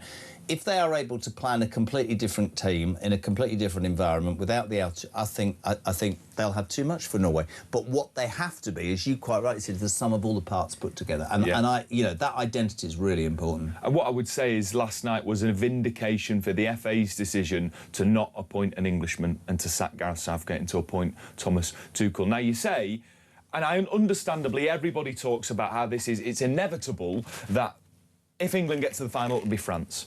If you're a betting man or woman, I'm not going to tell you. I'll use your FA Cup analogy then if we get to the final, because it takes one goal. Yeah. Well, absolutely. But what I would say is France have got an incredibly tricky tie against Morocco, who are by far and away the best African side. They are world class. The way that they go forward is something to behold. It's entertaining blockbuster football. And with, you know, French-born Moroccan players and Moroccan-born French players and the connections that they have as two nations, the Moroccans are going to be right up for it. And yes, they're underdogs, but they're not plucky underdogs. They're silky smooth underdogs. And so I just think, you know, if that's a really difficult task for France, much more difficult than Norway. Let's not forget Argentina. They lost to Cabo Verde the other day. Well, exactly. But also France have then got to go through Spain. And so, look, whoever England face are going to be worthy opponents if they're to get to the final, and it's an if still. But last night, I think the nation can believe again, like we did after that Croatia game. It was an absolute stunner, Jeremy. I could not agree. If you haven't seen it, there'll be a repeat at some point today. It was... Max is right, had everything. It had everything. It had emotion and grit and determination and moments of brilliance and mistakes, and the whole thing was like... carried out in this amphitheatre of 87,000 baying Mexicans, and it was just extraordinary. It was extraordinary. We've got to give a word for Jude Bellingham. 2 goals in 90 minutes. I'll just tell you what I said to Almost a year to the day, Jeremy, when an article was printed that said Jude Bellingham, in the Daily Mail, that Jude Bellingham should be dropped, he's a soloist, etc. Shouldn't make the squad, that article said. Joke. And what a brilliant way to prove... World class. To prove doubters wrong. Jude Bellingham is the best player this country has produced since Wayne Rooney, technically. No, sorry. A big Rooney fan. The best player this country has created since Paul Gascoigne. All right, well, I'll give you that. And Gascoigne, I know, was flawed, but you ask Rooney and they go Gascoigne miles down. Bellingham just has something. But defensively as well. Well, he's got line clearances, 2 goals, just a cocky smile. And we were having a debate before the World Cup, should he play at number 10? Player of the tournament for me, by a mile. Absolutely. He's dragged this England team up 2 goals in 90 seconds. Wonderful. Voice note, Jay, good morning. Morning, Jez. A great show as always. Got to work a bit earlier, couldn't sleep because obviously watched the game, adrenaline was so high. I think about midday today it's going to really hit me. I got some sleep late last night before the kick-off, but just want to say, you know, if we were to win the World Cup, which is still a big if, lots of teams to go, you know, Labour are going to come out and how proud they are of the boys and they're going to be seen in the England football top and all that. These are the people that don't even want you to have the England flag up. Just remember that. And, roll on the general election when it happens. Good, brilliant. 30 minutes past 7 now. You might have spotted, if you haven't spotted this, that the World Cup is actually happening. Look at all the pictures. Does anybody not know? We've got a great competition on tour. We're celebrating a massive summer of football in true style. I've got... where is it? We've got £26,000 tax-free cash for you. We've got cash. I don't know. How'd you get that past the tax? Doesn't matter. 26 grand. I don't know what you do with it. Straight to your bank account, a holiday, pay off a loan, pay off a credit card, buy a new car. Don't tell the wife or the husband about it. I don't know. If your bank balance could do with could yours do with a serious boost? Of course it could. Could it? Yeah. Times are tough, Jeremy. Well, yeah. So essentially, you could win this because you work for TalkSport. It's a talk thing. So pin back your luck, goals. This is how you can win 26 grand. You included, Maxie. For your chance to win, visit talk.tv/win or text TALK to 83338 by 6 p.m. on the 20th of July 2026. Texts cost £2.50 plus your standard network rate. Or send your name and number by post to Comp 1 PO Box 3190, Colchester CO2 8GP. To arrive by midnight on the 23rd of July 2026. 18 plus, UK residents only. So for your chance to win, text TALK to 83338 now. This is a network promotion. Full T's and C's at talk.tv/win. Sorry, Christian, the world's greatest producer, just said, you're such an idiot and thank God you're not in charge of anything. How murky would it look if Max Scott from TalkSport won the 26 grand? Well, no, we'd have fixed it, so I got off. What are you talking about? Why is that murky? I'm joking. It's a great opportunity. Celebrate the World Cup, Max. Thank you so much. Pleasure. So, off to bed or a couple of more hits? Yeah, a couple more hits on You're a few going to go and different watch shows. it again, the match? I'm definitely going to watch the highlights continuously on my way home. Good man. Listen, great to have you on. Thank you so much indeed. Next big game, Saturday, quarter-final, 10 p.m. Miami, right? Yeah, 10 p.m. in Miami, Norway, and England are going to win by hook or by crook. Lovely. 7:15. We're live across the UK. This is Talk Breakfast. JK on until 10:0344 499 1000. How's the hangover, Britain? Let's go to Lawrence in Wiltshire. Morning, Lawrence. Morning, Jeremy. How are you? Yeah, good. Not bad for a balding 61-year-old has-been. Crack on. Yeah, I just wanted to say, I think celebrating people who are going to pull a sickie today, I feel it would be indicative of the terrible state the country's in. Jimmy is a small business owner. If my staff don't turn up, we don't function. I've got all the overheads. I have to pay for all that, and we don't make any money today. And I'm terribly sorry. Somewhere there'll be a small little business which doesn't open today, and that will be the straw that breaks the camel's back, and the owner's business will shut. And to celebrate and say, yeah, think of all your excuses, don't know, it grates a little bit with me. Yeah, no, I get that. I mean, yeah, sure. No, I get it. It's just, I mean, I get your business and I understand that, but everything's so miserable in this country. It's just quite nice to have something to celebrate. But I know what you mean. Listen, I get it. I get it. It's hard for businesses, right? No. If no one turns up to A&E today because they were all drunk last night, you know, someone dies. But there are consequences, and I think go enjoy yourself, but get yourself to work. A little bit of a self-responsibility. No, listen, I don't have to. I mean, listen, people have... the beauty about this show, mate, is that people have a right to an opinion. You're running a small business, you need your people in. We came into work, other people haven't. Nobody here missed work, and I hope at your place as well. But we appreciate your call. Were you happy that England won? Oh, absolutely. No, did you have a drink? Or didn't watch it. Woke up this morning, but... You know, I'd love to see England go all the way. Always in any sport, you know. I'm proud of our flag, proud of our country, but yeah, it's proud of our flag, you right-wing extremist. What sort of language is that on this show? Have a great day, Lawrence. I take your point, though, mate. Thank you very much indeed. 0344 499 1000. He makes a salient point. That's what this show's about. It's opinions, isn't it? He's saying, I've got a small business. I've been clobbered by this government.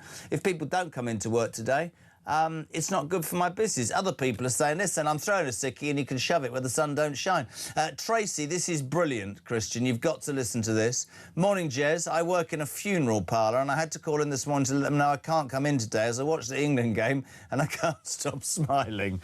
That's not going to work, is it, in a funeral parlour, Tracy? Morning, Jez. I'm not a footy fan, but come on, England. I've got hope in my heart. Am I dreaming? They are Andy Burnham. Do you remember that last week? I hope you've got hope in your heart, because I have. Right. Stephen Stockwell, can I wish a safe journey home to the half a dozen or so singing England fans I saw riding down my road this morning on Boris bikes? Oh, God.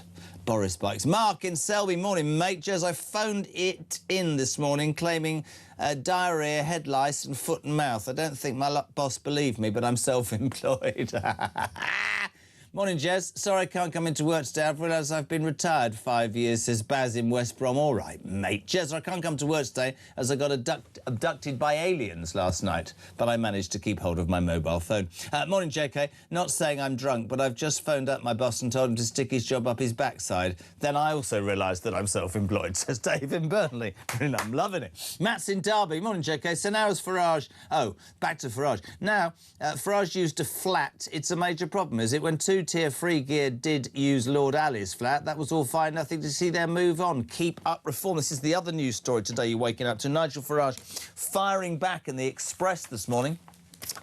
This is a hit job. I've done nothing wrong. Another donation story over the weekend. A friend of his, George Cottrell, again giving some money, it seems, to support Nigel before he became an MP.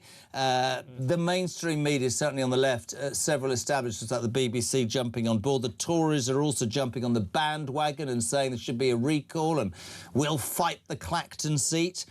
Nigel Farage will fight back. I thought Poppy Coburn had it spot on. The establishment is naturally petrified by what's happening. Really, really petrified. I don't condone people that make mistakes. I think politicians should be far more down to earth. But the debate should be, has Nigel Farage, in any way, cash for questions, think back to that, has he taken any donations from anybody that changes his political stance? No, because he's had the same political stance for 23 years, which not many people in British politics can say.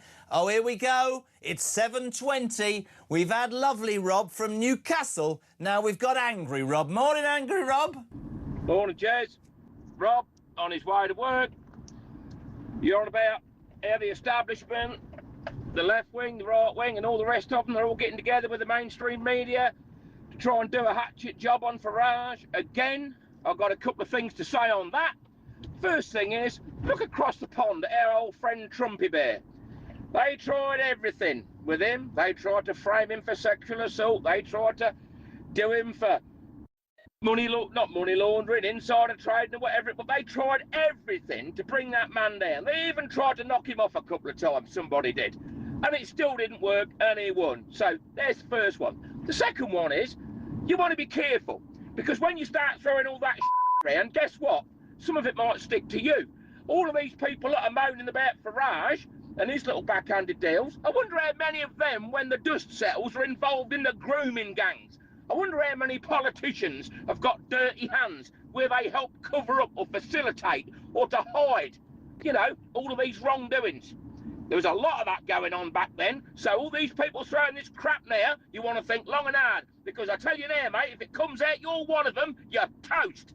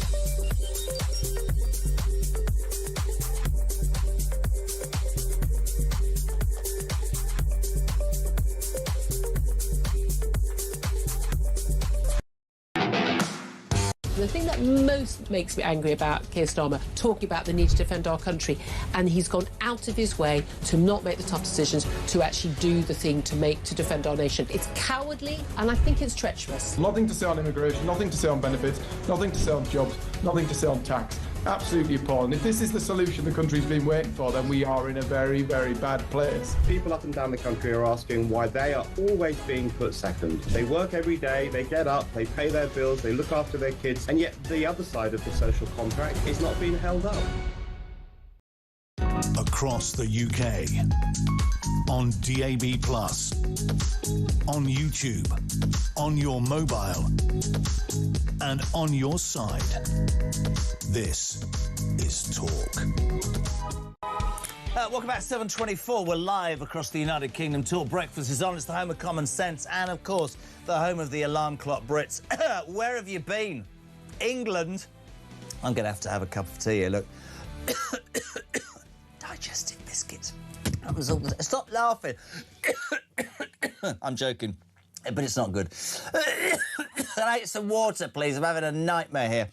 If you are tuning in, amazing, amazing result last night for England, the football. If you're watching on YouTube, people are going absolutely crazy. London, full of people coming in this morning. The pub stayed open until 5 a.m. For the first time in my life on a breakfast show, I'm able to say, let me know if you've just come in from the pub. Crazy, crazy scenes across the UK. And also, this is interesting, the biggest sick day... You're just laughing at me. Get me some water, man. Oh, honestly. I'll tell you what's happened, says Mark. He says, you're trying to call a sickie and go home. I'm not. I've got something stuck in my throat. Anyway, listen, I'll crack on. The other thing that was really interesting is busiest sick day ever in the history of the United Kingdom, right? What is your best excuse for calling in sick? What is your sick voice? Somebody's going to come into the studio right now and bring me that drink, because I cannot... Sorry, guys, this isn't going very well. Shalape, thank you very much indeed. Excuse me. Apparently my kids are watching me, which is a bit embarrassing. And the wife's just texted me, and do you know what she said? I'm actually going to stay up and watch the game on Saturday, and I've ordered flags, bunting for the car and for the house. Now, I'm all for that, but who the hell's going to put them up? Because I'm not going to. What's your idea of a sickie excuse? Morning, Stevie. Morning, Chaser. Sorry, it's Stevie from Durham. Sorry, I can't come and phone your show today. I celebrated last night with some disgusting American lager. And now it's coming out of orifices I didn't even know I had. Oh, bye. I might be in tomorrow, though. Welcome to the Talk Breakfast Show. I don't think in the history ever have we ever had this morning. Just sorry, I won't be in work today. I was sleepwalking last night. When I woke up, I was halfway down the A303 at Stonehenge. Don't get me. You've never asked me about that, have you? Because I will have an argument with anybody. Oh, it's some mythical area. No, it's not. It's a bunch of stones in the middle of the road that people driving to Somerset stop and stare at. And whenever I went to my parents, who I don't go to now because they're dead, it was always a 2-mile traffic jam. Stonehenge, rubbish. 03444 99 1000. Morning, JK and team. Forgive me, but we've been here before, haven't we? I would dearly love an England victory, but Sirrah, Sirrah. Gary and Brecon is going to upset my father-in-law. Rob... Brecken. Pin back your logos, Rob. Englishman living in Wales. Not a big football fan, to be honest. However, watching the hysteria about a simple game of football makes me understand how the Welsh, the Scottish and the Irish find the English so nauseating and arrogant when it comes to football, says Gary in Brecon. Let me tell you, it's not even fighting talk. That comes from... Well, sorry, Scotland lasted 5 minutes, Ireland didn't get there, and let's not even start on Wales. Don't get me on sticking up for the best football team. Morning, Jez. Sorry, mate, I'm running late today. There's a herd of cows running loose. It will take a while to round them up. I've just seen they're all females, so this is no bull. Boom! 0344 499 1000. The worst jokes you could ever hear. I never thought I'd say this. If you've just come in from the pub, phone the show. We'll say a very good morning to the chief political writer at Spike. Let's get sensible. Actually, let's not. Brendan O'Neill, good morning. Hi, Jeremy. How you doing? Did you watch it? I did watch it. I watched it at home with a can of beer. I didn't go to the pub, but it was fantastic. Good lad. I did as well. I made the mistake of getting up at 10 to 1, thinking it was 1, and then realised that it had been rain delayed. But, yeah, fantastic. And in a sea of misery, me old son, it's quite nice to have some good news, isn't it? It was amazing. I mean, I've had 3 hours sleep, as some of your people watching can probably tell, but it was worth it. It was worth messing up my Monday for that match. It was absolutely brilliant. It really gives... I think it's going to give a jolt to the nation, exactly what we need right now. It's somebody's just texted me and said that it's not you, obviously, but most of our guests seem to have been intoxicated so far. It's like we're replaying the Jeremy Kyle show from the ITV days. That's fair enough. Brendan, I want to talk, actually, about Farage, if I can. I thought Poppy Coburn was so spot on today. Can we cut up a bit of what she said earlier and maybe play it in a bit? Over the weekend, another donation row. This involves a friend who committed a crime in America, went to prison for 18 months, George Cottrell, 8 months, I should say. Nigel Farage has come out fighting today and said, front page of the Express, this is a hit job, I've done nothing wrong. We know the story of the $5 million donation from the crypto billionaire Christopher Harborn. There's this story as well. Now, lots of people, certainly the left mainstream media, the BBC and others, are jumping on this. This man's this, this man's that. I'm not going to get embroiled into whether, because I don't know I don't know the story behind it.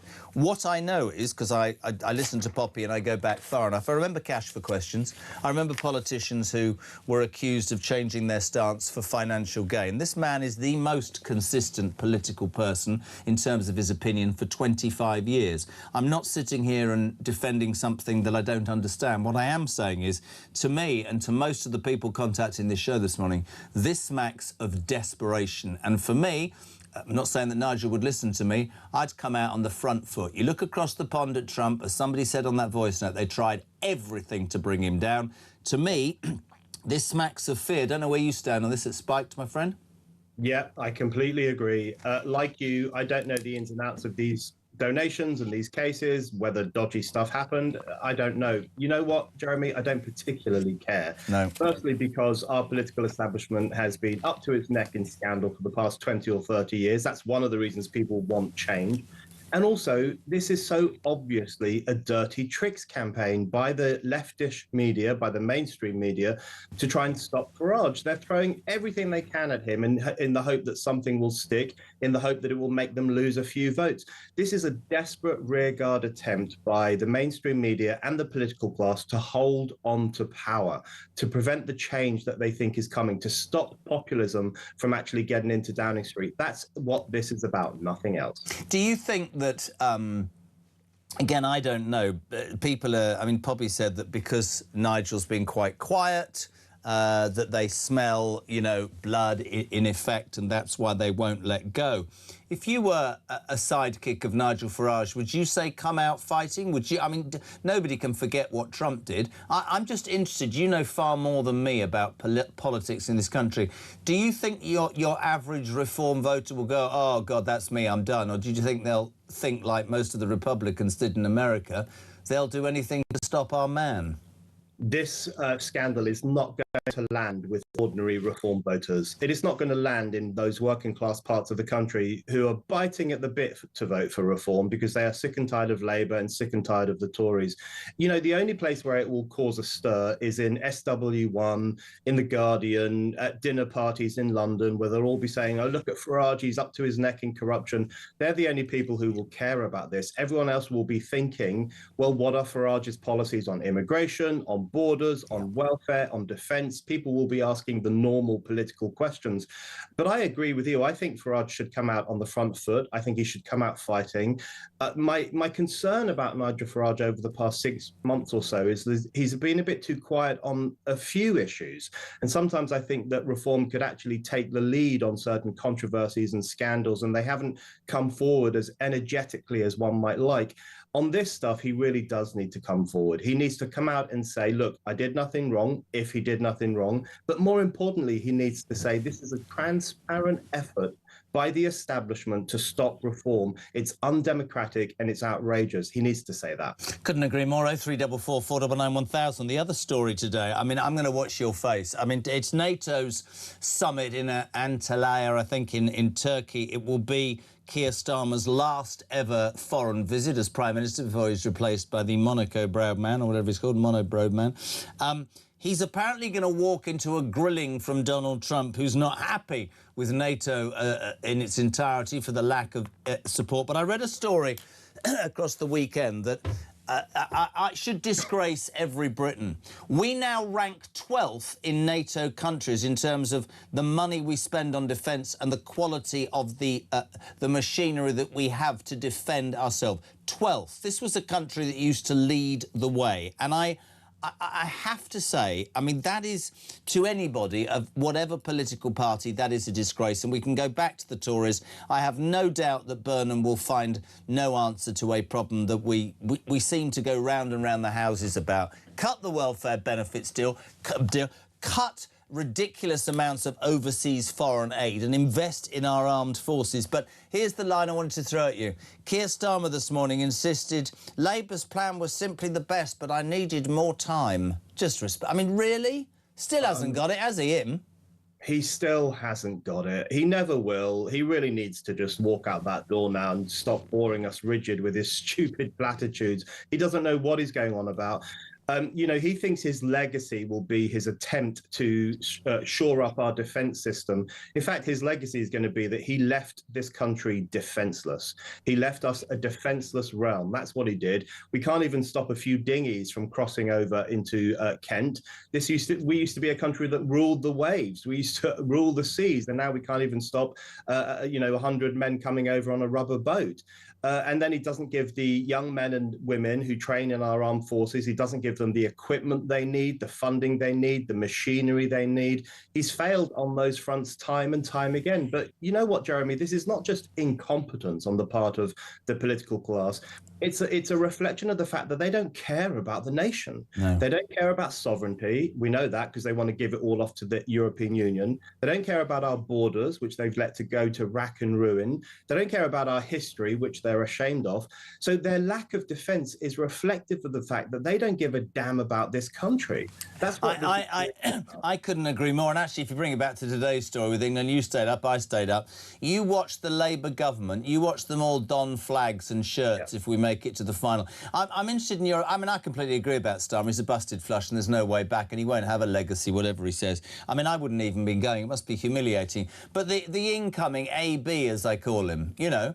I was watching and reading at the weekend. He was warned by Labour MPs on Saturday morning not to cut the welfare benefits bill. It's going to be much of the same with a bit of window dressing and a 3-month bounce. The fact of the matter is, and I go back to the Farage story when I say this, I don't care if you're not squeaky clean. This is me speaking as a voter. I don't want you to tell me you are. I want you to be a man or a woman of the people who tells us the good stuff and the bad stuff and makes me believe that you've got my best interest. I don't care if you've got 15 homes or you live on a park bench. If you can do what this country needs, which is to close its borders, get people off the anxiety-ridden sick list into work. Get some police back on the street so it's not all right to go into a shop and shoplift 200 quid because the police won't come and see you. If you could get antisocial behaviour, if you could just get an education system where kids were taught to read and write and do arithmetic, or run around a forest, not dress up as cats or dogs or pretend that they're anxious because somebody's... There's so much, right?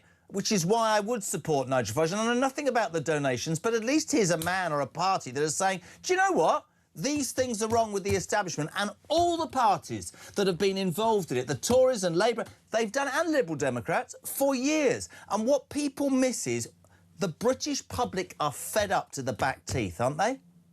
Absolutely right. You know, the political class thinks that we want politicians who are squeaky clean, who've never taken a backhander from a mate, who've never tweeted anything controversial, who's boring, upright, you know, grey, technocratic like Keir Starmer. That's not what we want. We want politicians who shoot from the hip, who are honest. We don't particularly care about what's in their bank accounts or even what's in the, you know... I don't care if they make mistakes. Tell me it's a mistake. I don't care about that. Yeah.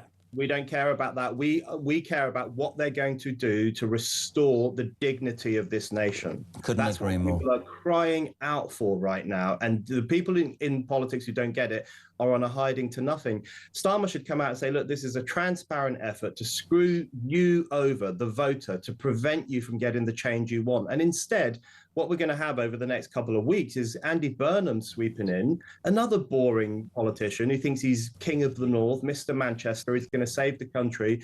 But what does he stand for? What answers does he have to the border crisis, to the migrant crisis, to the welfare crisis, to the defence crisis? Yeah. I've heard nothing. All I've heard him say is going to have number 10 in Manchester and he's going to travel around the country. That's not going to cut it. Did that not put hope in your heart, though? Because that's what he was hoping.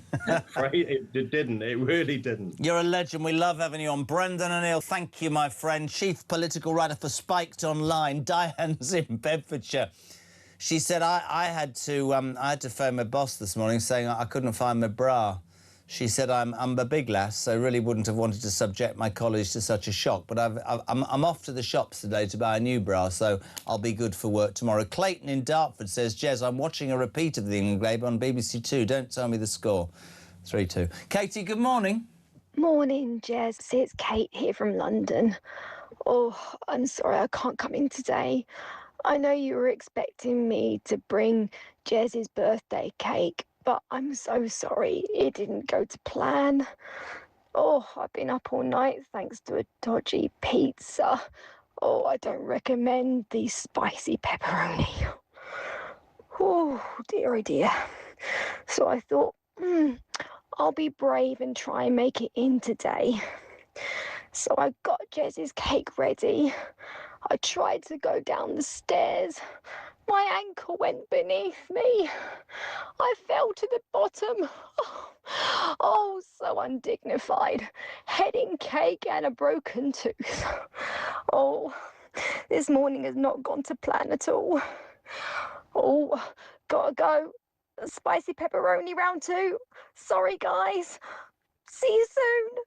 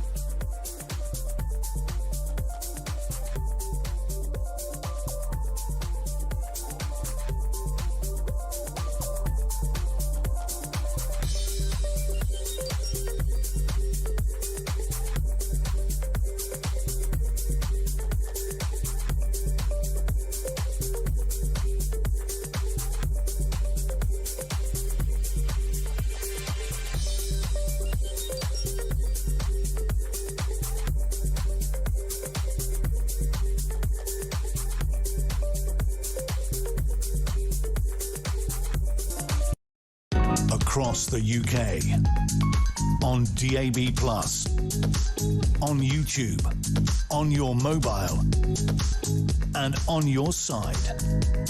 This is Talk. Now, welcome back. Just gone 20 to 8. We're live across the United Kingdom. Next up is a man who undoubtedly will have got up, had a couple of lagers and watched the football. Former, I should say, Met detective and now star of stage and screen, Peter Bleksley. Welcome to breakfast. Come on. Good morning. Come on. Did you stay up?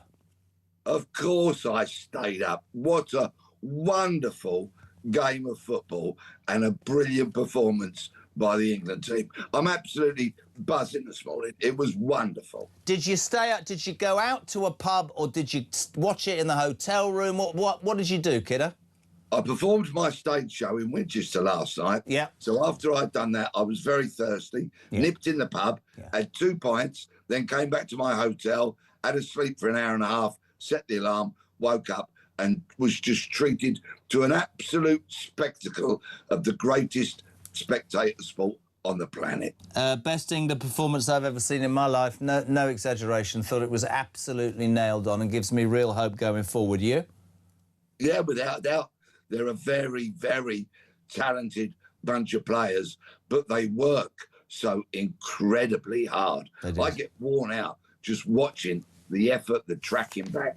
You find players like Bellingham and Kane doing it regularly at both ends of the pitch. They are a remarkable bunch of players. And come on, it's coming home. It's coming home. 18 minutes to 8, front page of the Telegraph today. I feel like this is sort of, I don't know how to put this to you, it feels like sort of deja vu.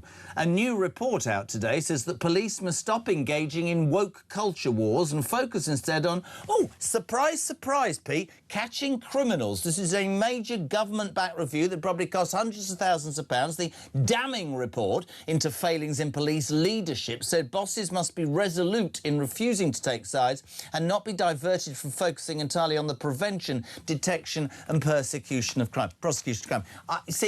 I'm a bit old-fashioned. You've probably created this in me. I thought that's what you're supposed to do if you're a copper.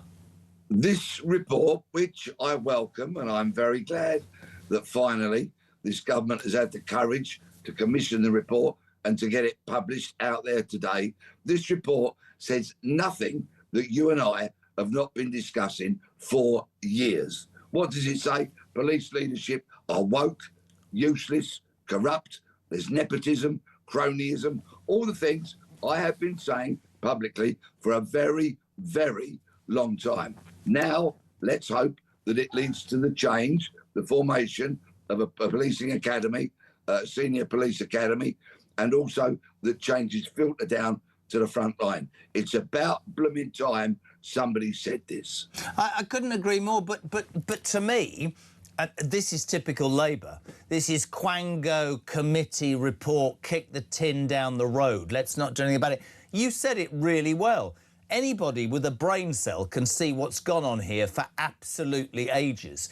I don't want reports. I want action. Somebody, I think it was with Poppy this morning, we were talking about Southport again.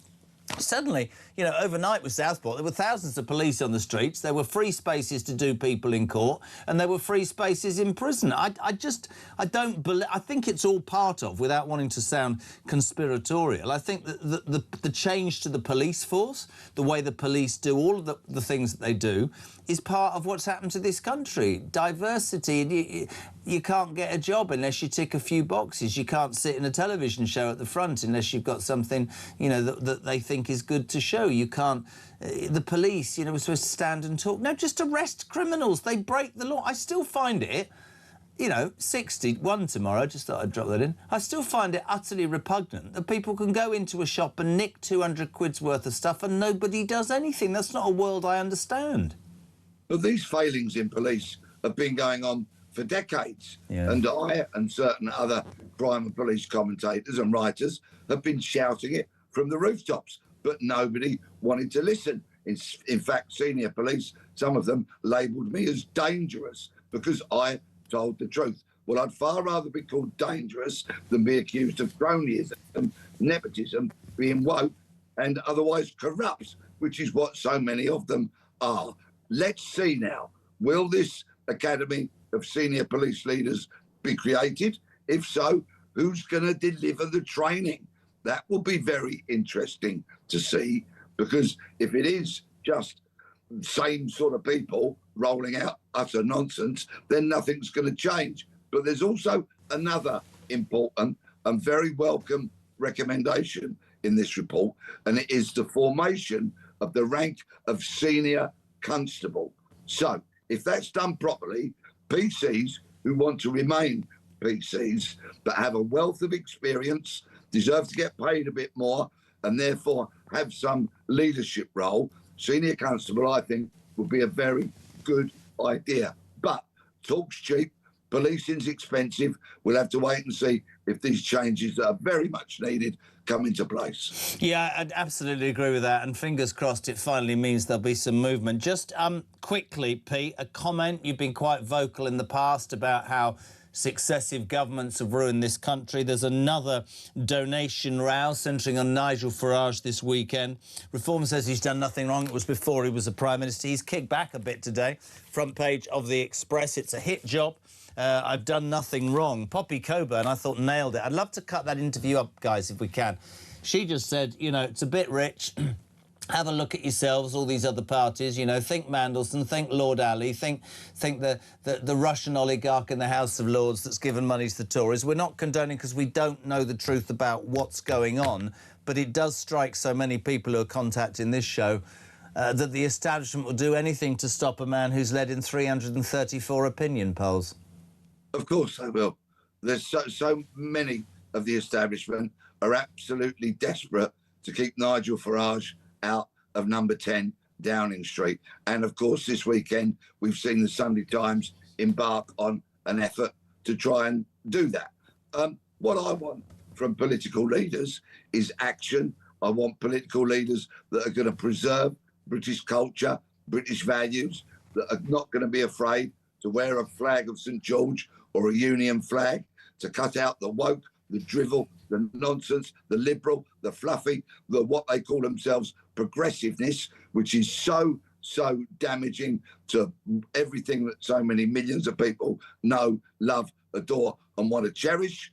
And I want the establishment stripped out of all that damaging, woke, fluffy nonsense. Give me a political leader with the will to do what they say they're going to do.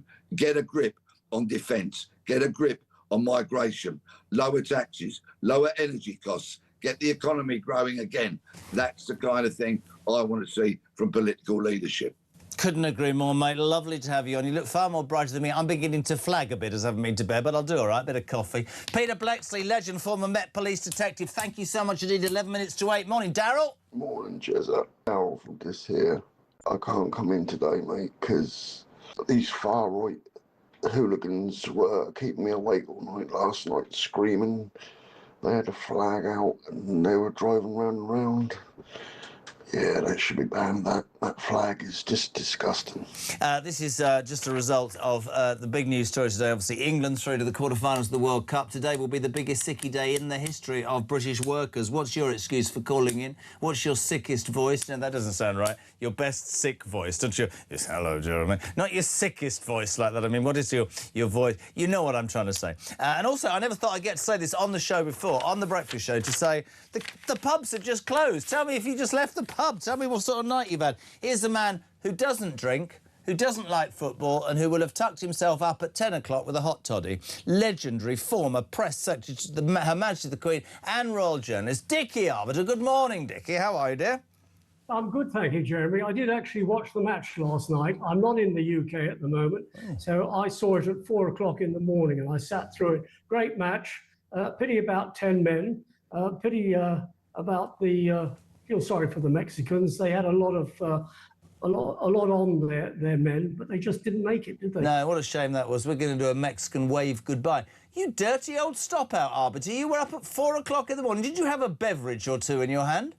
No, I didn't have a beverage. I didn't need a beverage to enjoy the match. I like those Bellingham goals, and I thought the free kick. You know, a free kick. If you miss on a free kick, then you shouldn't be playing football. Good man, great. Dickie, great to have you on. Last week. Happy birthday for tomorrow, by the way. You what? Happy birthday for tomorrow. Thank you, Dickie. You had to get that in, didn't you?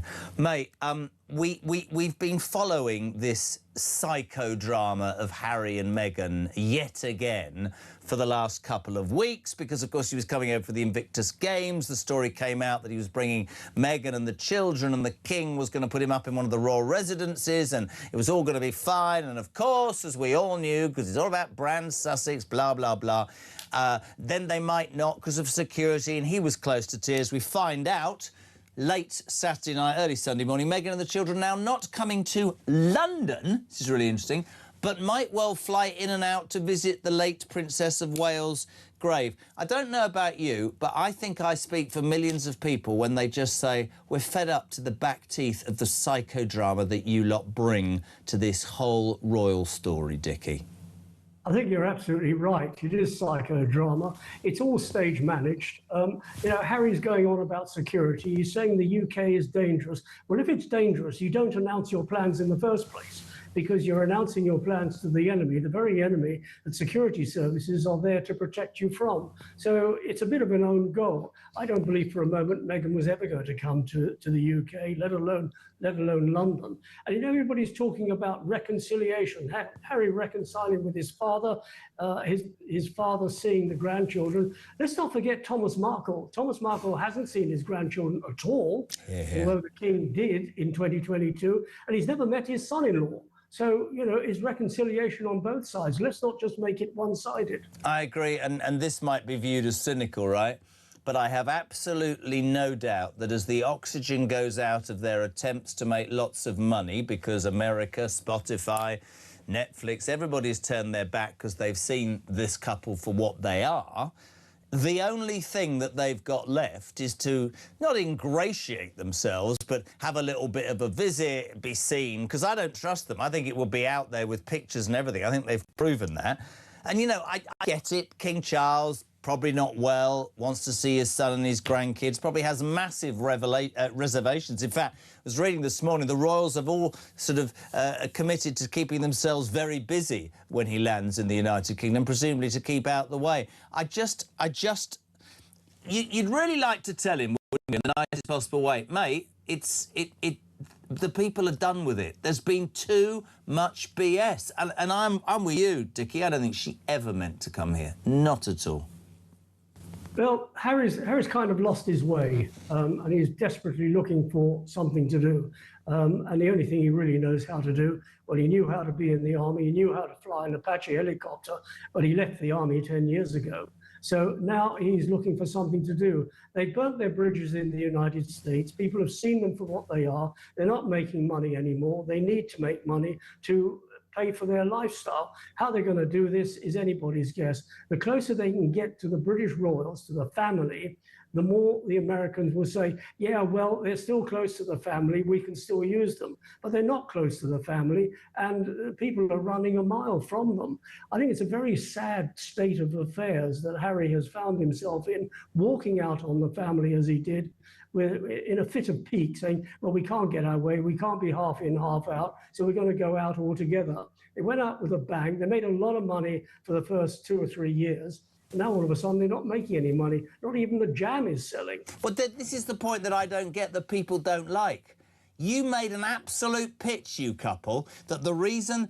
I've watched that Oprah Winfrey thing. I did television for quite a while. That was stage managed, but they called the British royal family racist. So why is it, when the jam orders dry up, that what they want is to be seen, or a picture or some news about, as you said, they're still close to the royal family? I think you've nailed it, Dickie. I don't think the royal family are close to them. I think that they have made their beds, and I think that lying in it, they've suddenly realised it's not as good as they hoped it would be. And I suspect that the entire royal family has massive reservations, because whenever they come, or whenever there's a meeting, it's released to the press. There's always somebody on behalf of them. Listen, if my dad was ill, I would come and see my dad without making a big fuss about it. He's making a big fuss about it because it's their oxygen. That's the truth. Well, everything they do, they announce it. They haven't got a very good communications team, because if you've got a good one, you don't announce it in the first place, because Harry is terrified bringing his family here. I don't know why. Yes, we do have problems, and it's pounced upon by our security services.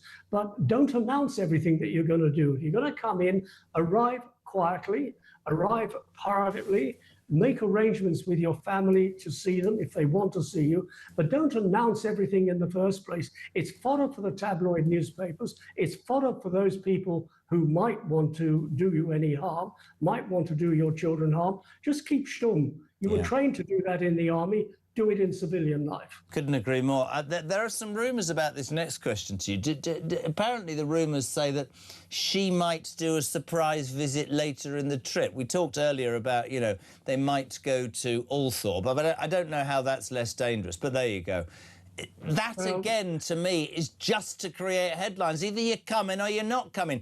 By the way, love, nobody really wants you to come anyway. Yeah, it's a whole big PR exercise. If you're going to visit your deceased mother-in-law's grave, you don't announce it. No. You go. You go with respect and with dignity. Unfortunately, there is no such word as dignity in that family, and that's the problem of it all. And besides, you mentioned about the royals having engagements. These engagements were planned 6 months ago.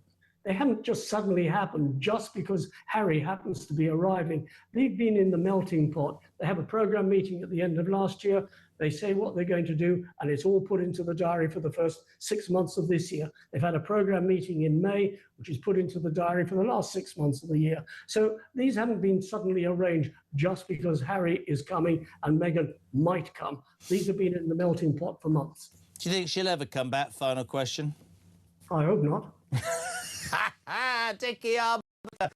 No beer, watch the football and gives it straight. We love you, mate. Thank you so much indeed. Former press secretary to the Queen. He is a legend. Dickie Arbiter, almost 8 o'clock. We're live across the UK. If you're waking up, where have you been? England through the quarterfinals of the World Cup. More people are off sick than ever today. We want your sick voice, your sick excuse for being sick. Or if you just come out the pub, how are you feeling? 0344 499 1000. News at 8 is next.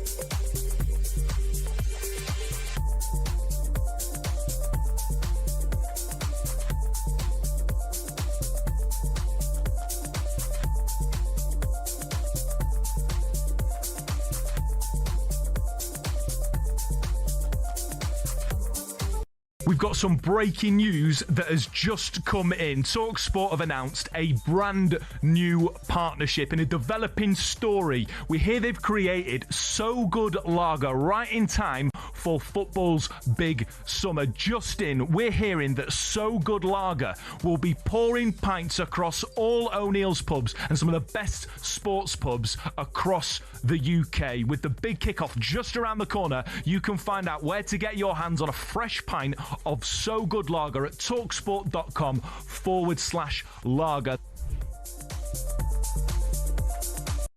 UK on DAB+, on YouTube, on your mobile, and on your side.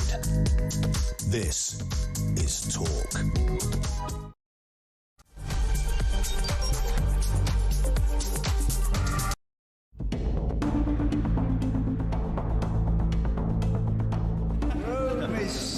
I swear by Almighty God that I will be faithful and bear true allegiance to His Majesty King Charles, his heirs and successors, according to law. So help me God. It's happened before, but it is nonetheless still rather extraordinary that somebody who was only elected or officially sworn in as an MP less than 24 hours ago, in 3 weeks' time, is going to be running the country. Yes, I think it is rather extraordinary. I think the issue isn't whether someone like that should automatically have to hold a general election. If Andy Burnham wants to introduce major changes to our constitution, he's talked about overhauling the House of Lords. He's also talked about overhauling our electoral system, bringing in some form of PR. I think if he wants to do any of those things, he needs a mandate from the public to do them. To try and do them without calling an election, I think, would be a constitutional outrage. I've got an interesting tweet. There's always a tweet, Julia. Yep. If I can just read this out to you from Andy Burnham 3 years ago. We need to start demanding a general election at the end of this Tory leadership election. Well. That was Andy Burnham actually 4 years ago in 2022. So we're saying stick by your word, be consistent, Andy, and when you're Prime Minister, call a general election. Look, the battle is really on, though, for number 11. Who's going to be the Chancellor? Ed Miliband, don't forget, has played an integral key role in this coup, and it is a coup because no one apart from 25,000 good people at Makerfield have voted for this guy. Yeah. So he's played a pretty integral role in undermining Keir Starmer. Keir Starmer and Ed Miliband aren't really speaking. He's going to want a big reward. But, he is, probably the most left-wing person in the government, and he will spook the markets. Lou Hay, the reality is, look, she served her time. She was cast out of government. The reality is, as you said, she has been central to his campaign. She was central to his campaign in Makerfield. More broadly, she's been central to his campaign to enter Downing Street. He owes her, and she will definitely get a role. I'm not. What do you say to the people that have texted me in their droves this morning? This is a really corny sentence, but it's true. That lawbreakers can't be lawmakers, Dan? Yeah, but the reality is she's going to get a job. So the answer is yes, they can. Across the UK, on DAB+, on YouTube, on your mobile, and on your side. This is Talk.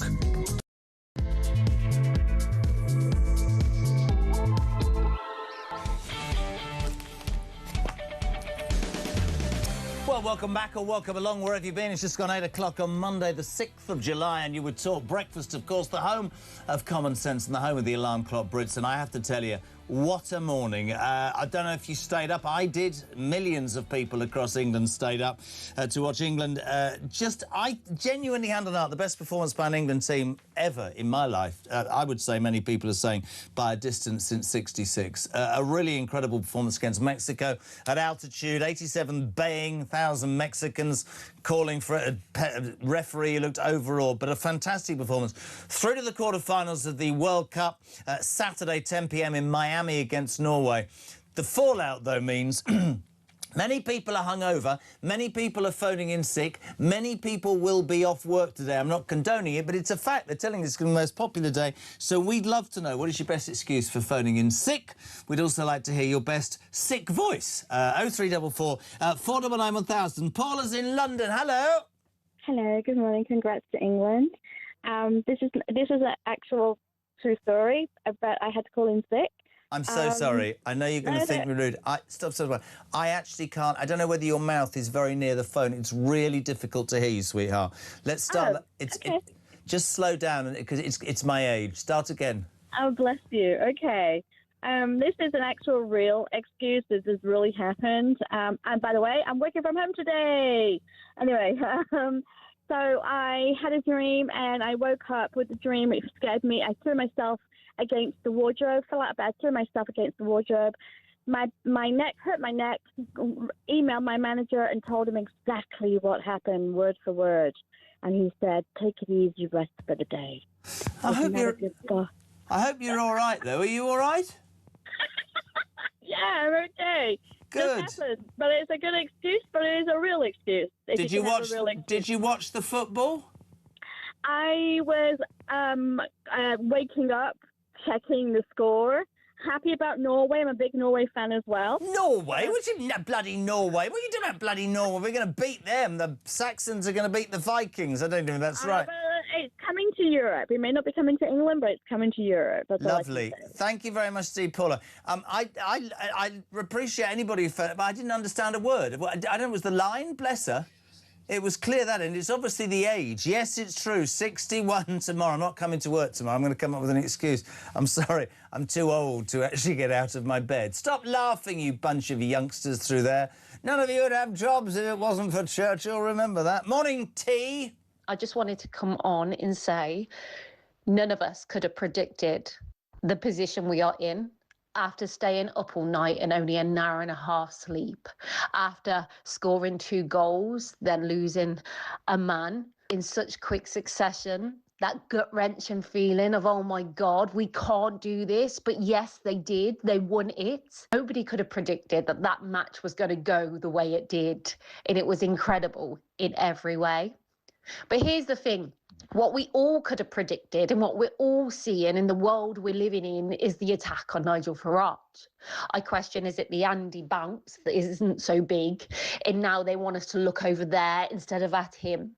But here's the reality. No one gives a damn about it. Have we been desensitized from the corruption in government? It's really interesting. Britain might be hungover. We might have had the most astonishing result for English football, but loads of stuff still in the news. One of them is this constant attack by the left-wing, certainly mainstream media, about Nigel Farage and his donations over the weekend. Another story, this about a friendship with a multi-millionaire who'd served some time, George Cockrell, in a US jail some years ago, did his crime, did his time, whatever. The reform row continues. Many people are saying, oh, this man, we're finding him out, and they can smell blood. Every single person who's phoned or texted this show this morning says this is a hit job by the establishment, who are terrified that Nigel Farage and his popularity is not going away. The Tories are jumping on the bandwagon saying, you know, if the Ethics Committee comes back and says the $5 billion from the crypto billionaire was blah, blah, blah, we're going to fight Clacton, we're going to win it. My question to you this morning is, and I do not know the specifics about whatever those financial arrangements, but I'm just going to lay it out as I laid it out last hour.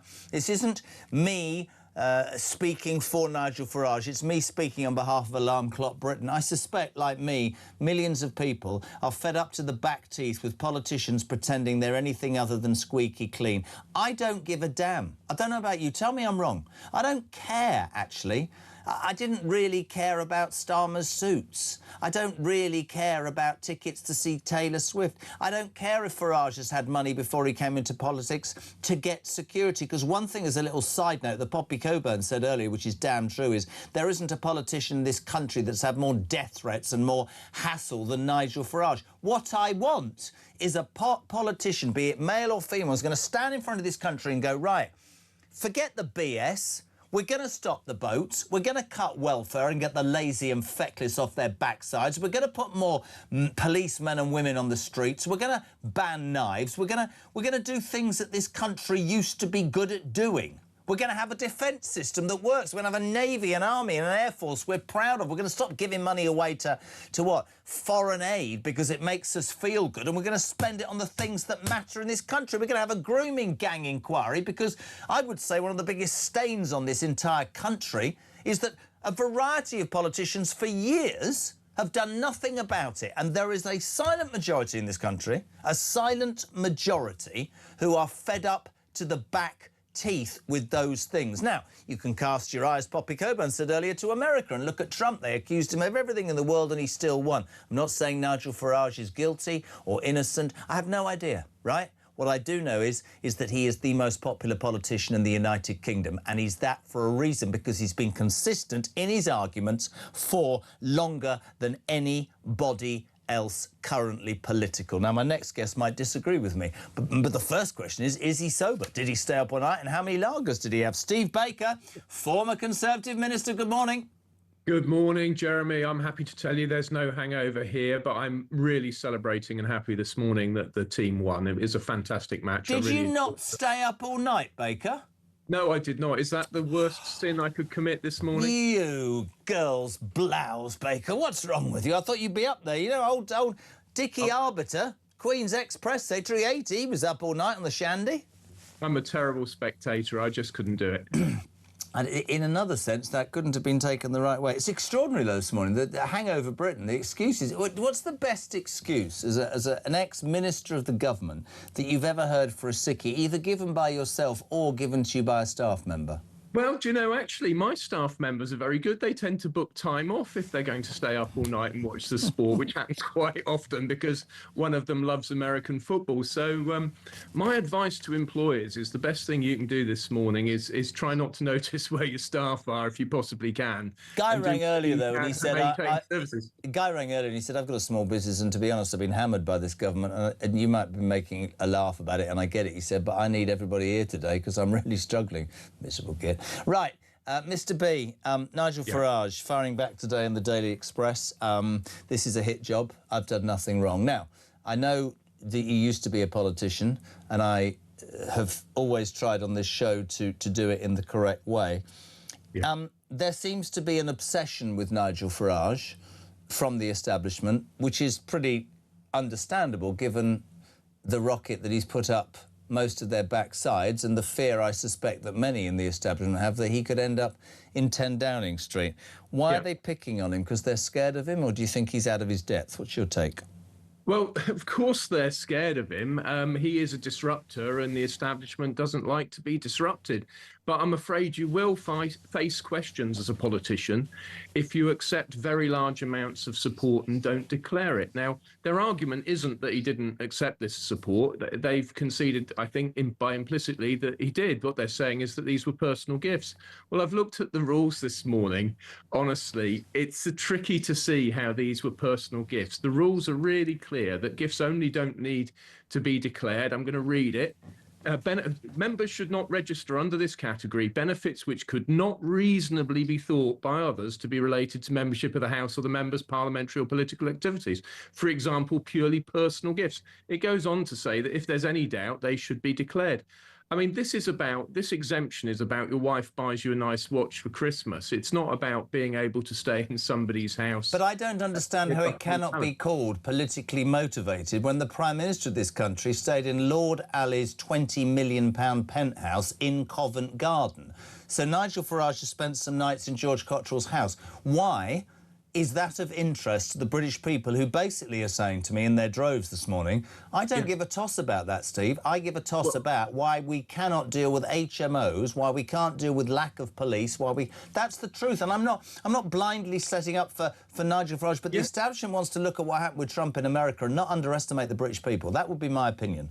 Well, absolutely. So if he declared this support, it would be a non-story. Look, I used to accept lodgings, which I properly declared while I was a minister, because there wasn't an allowance for me to stay overnight. I used to work very late on my ministerial box. I needed somewhere to stay. Someone near Westminster helped me out. I declared it, and it was a non-story when I was attacked for it. Now, if Nigel had declared all of this, it would have been a non-story when he was attacked for it, just like it was for me, precisely because your very sensible listeners don't care about it. The problem here is that we cannot have a system where politicians can accept any gifts they want. But then why wasn't the Prime Minister hauled before the Ethics Committee for staying in Lord Ali's flat? Because call me boring, and I'm not having a go at Starmer, I couldn't give a toss when my Prime Minister or my MPs sleep. This is my point. This is where I do think the establishment and many papers need to understand very graphically. I'm not saying that Nigel Farage isn't above being looked into, as everybody else. If you put yourself out in the stump as a politician, like I used to say about television when they did me, I said, you know, if you don't like it, then go back to a 9-to-5 job, give up the fabulous salary and the opportunities and stop moaning. What I'm saying to you is, it's interesting now. It's interesting now in terms of the burn and bounce after the local elections, the fact that a couple of by-elections that people thought Reform might win, they didn't. Are they going in for the kill? But my question maintains itself to you. Why wasn't Keir Starmer sent to the Ethics Committee for staying in Lord Ali's flat? What's the difference between that and Farage? Well, it's probably the personalities. Of course, people thought the grown-ups were back in charge. That's proven to be untrue. Yeah. But no, I don't doubt for a moment that there is bias in the press and that newspapers have political agendas and that they would prefer that Keir Starmer had succeeded and they would prefer that Nigel Farage failed. But I'm reminded of the old adage that if you're a politician, there's no point complaining about the press. It's like sailors complaining about the sea. And, you know, this is sort of thing you have to put up with, and the only way through it is to declare all your interests. Do you think it's politically motivated, or do you think it's just scrutiny which comes with being him, Nigel Farage? Well, it's both, isn't it? It's scrutiny that's bound to come if you accept donations like this and don't declare them. That if you make the positive choice not to declare them because you regard them as personal gifts, you're bound to face scrutiny about whether it's within the rules. I think, to be honest, my opinion, but I think the Parliamentary Commissioner for Standards will find against Nigel. It's difficult to see how it could be otherwise. He could end up facing a by-election. I think he'll win that by-election for precisely the reasons you've given. The question for me really is whether he'll face one or two by-elections, because he's now got two investigations which will go on. Will they be taken together or separately? Honestly, what a circus. And it's a thing that Nigel could well do without. I hope that his whole team is reflecting really carefully on what he's doing. But I think you're right to say that his voters don't really care about this stuff. Unfortunately, the reputation of politicians, I think largely unjustly, is so low that people think it's all par for the course. Now, I consider you a friend, but I'm going to take complete odds with you there. You think it's unfair that I mean, can somebody please cut that Poppy thing up early? Because she put it so well. Louise Haig's about to go back into the cabinet. She's a convicted fraudster. Think of Cash for Questions. Think of every sleazy story that you've heard about politicians. You know, the one that rang at 3 o'clock in the morning to say he was tied up in some London flat by a rent boy and he needed the local leader of his... Let me just... Actually, Steve, and for people listening, Poppy Coburn this morning, who reviews the papers on a Monday and a Thursday, deputy content editor at the Times, she put this very interestingly about Farage. Have a listen and let me know what you think. Go on, Pops.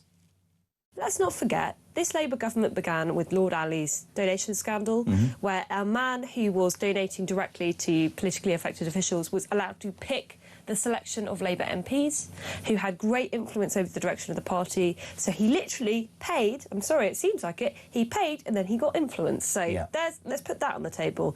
Leaving aside even the Peter Mandelson job, where, again, another seriously unsavoury individual who actually had great political influence and was best friends with a paedophile. So there's Labour. They are turning around and now saying, Nigel Farage, look at him, look how dirty he is, look how dirty his party is. This is someone who's given up 25 years of his life to fight against the establishment, who has got more death threats than any other politician. You don't hear that in the news, seriously. If he has taken this money before he was an MP from someone where there is no suggestion whatsoever that he's changed his opinion, OK, Nigel Farage has been completely consistent politically for 25 years. For 25 years, for as long as I've been alive. He's known this person, a friend of his, for a very long time. This is not cash for questions, this is not cash for access, OK? This is someone basically saying, you're a friend and I need to support you because the state isn't stepping in and you're getting death threats. He can do with that money as he pleases, frankly. All of the stories that the Times is breaking as exclusive this weekend and the BBC is running on as exclusive breaking news was already out there. We've known this for years. Why is it coming up now? Why is it being repackaged now as breaking news? Steve Baker, that was Poppy Coburn. What's your response? Well, she's put all of that extremely well. And even if I was positively on Nigel's side and taking that line, I would still say to him, Nigel, you can do without this nonsense. Just declare all the support you get. If you expose a flank in politics, it will be exploited by your opponents and by your enemies. Just declare everything because people won't care. Just get it in the register. Take the story, it will wash over, no one will care. You can use it to parade your very positive record. You can use it to parade all the direct death threats you've had, and people will be on your side. If you declare it, Nigel, it will boost your standing. If you don't declare it, it will harm you. It's a no-brainer, just declare it. And here we are. He'll probably end up, because of this, because he's exposed a flank, he'll probably end up fighting a by-election and winning. Do you actually think that'll be the case? There'll be a by-election? I think there's a good chance because I'm afraid when I read the rules, if I was interpreting them, I'd say this is an open and shut case. He should have declared it. That's obviously not a judgment for me, but the parliamentary commissioner. Bear in mind, his opponents are after him. If it then goes that he's suspended and then he faces a recall, the Tories are already, chomping at the bit for a by-election. Can I be really honest with you? Can I be really honest with you? And I learn on this job every single day. This is a completely and utterly... I've got no skin in this game.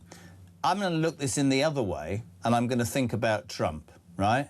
I'm going to say that they find him guilty, he fights the by-election, the people of Clacton are so appalled that the man they see as a messiah is being done, he gets a bigger majority, and this actually further enhances the feelings amongst millions of reform voters in this country that the system will stop at no cost to get Nigel Farage, and in fact hardens their support for reform going forward.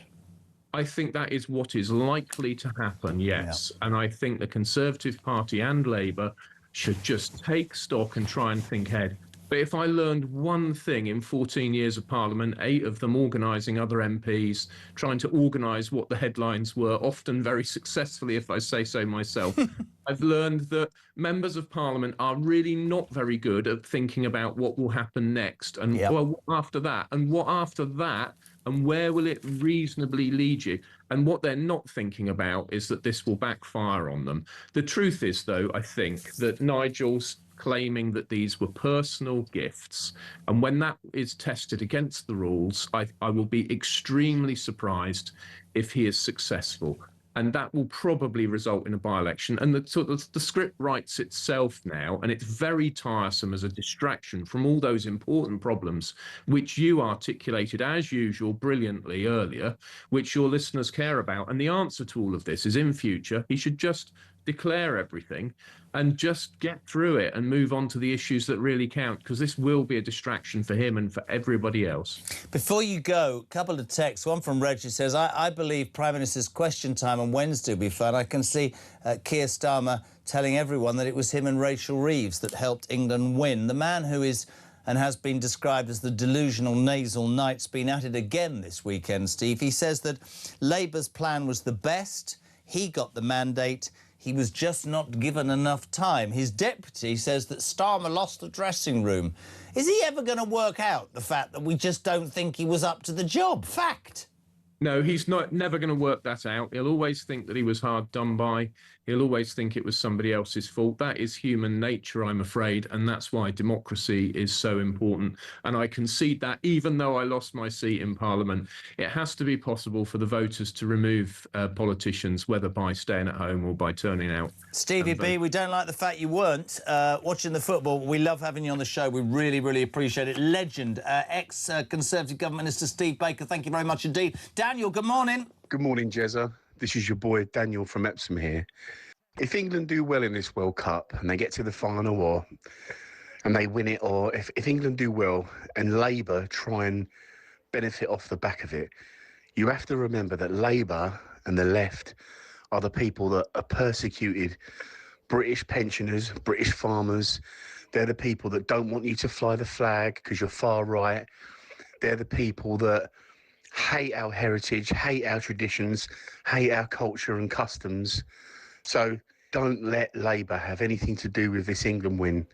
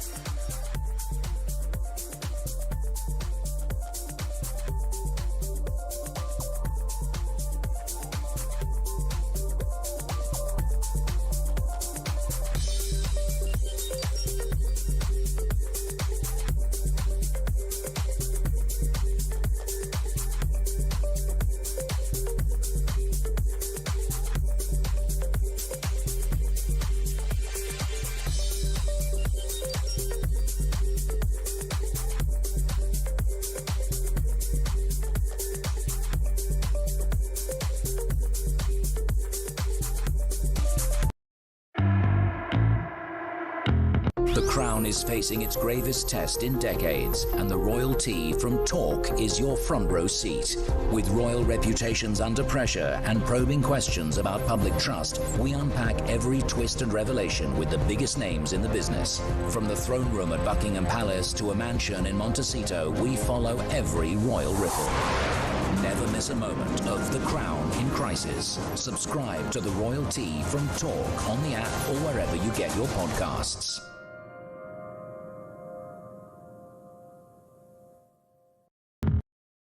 Across the UK, on DAB+, on YouTube, on your mobile, and on your side. This is Talk. Welcome back, 8:26. We're live across the United Kingdom. Before James Price, I have to give a shout-out to our sister station, TalkSport. Such amazing coverage in the last couple of weeks since the World Cup started, and last night was by no means... Well, it's just the best. And this is great from Ellie, who says, Jez, I listened to the match on TalkSport on my Alexa in the middle of my pillows. In the middle of my pillows, not on one end. Oh, my God, what amazing commentary. They were brilliant, just as exciting as watching it. Great show, as always. I love TalkSport and I love Talk Radio. Let me just play a little montage. This is how good. If you can't watch the television, there is nowhere in the world you want to listen to this World Cup other than on TalkSport. This is commentary at its highest quality. Have a listen. A new chapter of Azteca history. Pele and Maradona have had their moments. England are about to have theirs. Saka inside the penalty area. Stands up a ball and a diving header is in. And England silence the Azteca with Jude Bellingham. And now England have robbed them of possession again. They'll try and bring it forward. It's Bellingham again. And he slipped it to his right-hand side. And he scored again. It's 2 in a minute. Oh, bring on the Norwegians in Miami. Jude Bellingham on the double. What an incredible minutes play that was for England. Free kick swung in, taking a touch, right-footed volley in. And Mexico are back in it. Quinones, he's off. Kwanzaa dismissed. This game's had absolutely everything. And that is the last thing England needed to go down to 10 men. How comes the goalkeeper? Could be a penalty to England. It is! Penalty to England. Harry, your country needs you here. You've got to put this away. Right-footed, he has! England lead by 3-1. Penalty to Mexico. Jimenez with a curvy run. He's going to run up and hit it right-footed. The crowd will tell you he scored. Tuchel's got to earn his money down there now. England have won! They've laid bare the curse of the Azteca. That is a massive step in this World Cup campaign. I promise you, and I'm not just saying it, amazing. It's the only place, if you can't watch it on telly, just take TalkSport with you. Amazing, amazing commentary. And the next day, of course, Saturday, 10 o'clock in Miami, England, the quarterfinals of the World Cup against Norway and the avatar called Haaland. We'll have them, not a problem. Are they Vikings or are they Saxons? What are they, Vikings, are they? We'll knock them down. Anyway, listen, if you got to work late, you're not going to work, you're throwing a sickie, we want to know all about it. 0344 499 1000. Never in my life did I think I'd do a breakfast show where I say, if you've just got back from the pub, give us a call. Here's a man who undoubtedly didn't go to the pub. I stayed at home. James Price, former government advisor. Did you stay up all night, kiddo? Do you know, I wasn't going to, and then miraculously, despite normally being a very heavy sleeper, I woke up and I thought, I'll just check. I'll see. I'm sure we've won. I'll check the final score, only to discover it had been pushed back an hour. And I found myself watching the whole of the second half and the whole of the third half, given how much damn time that bent referee gave them in injury time. And I'm glad that I did. What a game. He was under a bit of pressure, that referee, but yeah, listen, listen. Not my words, the words of the England manager, Tuchel, who I thought was very robust in his criticism, pointing out that some of the VAR guys were from South America as well. And I wonder if the cartels know where the referee lives. Brilliant. I love you, JP. Listen, onwards and upwards. My friend, there are a couple of stories in the papers today. We'll start with Nigel Farage hitting back in the Express, James, saying this is a hit job. I've done nothing wrong. Second donation row today. You heard what Poppy just said, which I thought was an incredibly balanced approach. It does seem as if the establishment are coming for a man who's led in the last 330-something opinion polls. Steve Baker there saying he thinks a couple of mistakes might have been made and it could result in a by-election. But like me, he thinks that if that was the case, incidentally, he would rump that by-election and it would further fuel the support. It's Trump-esque. I mean, unless I'm missing the point. I've had two people go, oh, that's it, I've changed. The other hundreds of thousands are going, I don't give a damn, I just want my country back. Yeah, exactly right. I think this kind of lawfare, by in other words, will never really work. Look, am I entirely comfortable that someone like Nigel Farage is getting all this money from these different sources? Not particularly. In lots of ways, I think we're very lucky that British politics doesn't have very much money kicking around in it. I actually think we should have much higher salaries for members of parliament, because otherwise if you pay peanuts you get monkeys. And I'm reminded of the words of Lee Kuan Yew, the legendary Prime Minister of Singapore, because the Prime Minister of Singapore was paid $1 million equivalent a year, and he said, yeah, it's true, we've got the best paid politicians in the world, but I can guarantee you they're not the wealthiest, because he knew it's very important that politicians had to be seen to be beyond reproach. And actually the Singaporean, I think, transport minister went to prison a year or two ago because he took Formula One tickets, and that was it, done in prison straight away, because they've got zero tolerance about it. And I think it's true that Farage has probably eschewed an awful lot of earnings he could have made and would have made over the course of his life. And I'm sympathetic even to the security concerns and all that kind of stuff. But these are the rules as they are, and you should be expected to be called up on it. I do think that it is a pity that it will be jumped on, and if this is the thing that brings him down rather than all the arguments, then the country will be worse off for it, because he's done more to highlight the problems of the European Union and of mass immigration and of weak economic growth and of lack of defence than many people. And finally, I am sympathetic again to your comparison with them going after Trump. And Trump, I think, said in his re-election campaign that he was either going to end up in the White House or the Big House. And I think that's exactly right. Oh, by the way, it happens in France as well. Marine Le Pen has come second the last couple of elections. Looks like she might win this time. So what do? They find some bit of bureaucracy that she's not done right. They throw the book at her. Don't you think it's interesting that all of those politicians are on the right, JP, as well? And that the establishment, as we know it, the mainstream media, the BBC... I'm not going to sit here and say... Nigel got that, and Nigel... I don't know specifically what he got. What I know is this isn't cash for questions. The most consistent voice in British politics in the last 25 years has been him. And if I watch the performance in the House of Commons when they're baying for his blood, if I was as active a reform supporter as I know millions are, that would merely fuel me to be even more supportive. And that is almost a lesson. I am not in any way saying if Nigel Farage has broken any rules, whether he has or not, he should get away with it. No, of course he shouldn't, right? But I do think that the British political establishment has made many examples of underestimating, I hate this phrase, but the power of the people. And I do believe that millions of people will go, you're out to get our man, you're out to get our man, and that ain't going to change how I see it. I don't know. I could be wrong. Right, I think that's entirely possible. But, and of course, a by-election in which Farage re-stands would clarify that very comfortably. If they think they can beat him, if they do beat him, goodness me, all bets are off. But, as you say, I think it's highly plausible that he romps home. Trump obviously used this whole, they're trying to stop me, they're not going for me, they're going for you, I'm just standing in the way, very effectively. Look at France, but again, we said Marine Le Pen, it might look like she might actually be allowed back on the ballot because her deputy, Jordan Bardella, seems to be so popular and so successful without any of the baggage outrage of Le Pen that they're realising, oh, hang on a minute, we've created someone even more popular now. Let's undo all the lawfare that we've done and let Le Pen stand again, which is bonkers. And it's not limited just to politicians. You can look at, the way, again, in France, the way that Linda Yaccarino, who was the chief executive of Twitter, and Elon Musk are now being attacked through criminal courts for algorithmic disruptions and things like that. I think whenever you use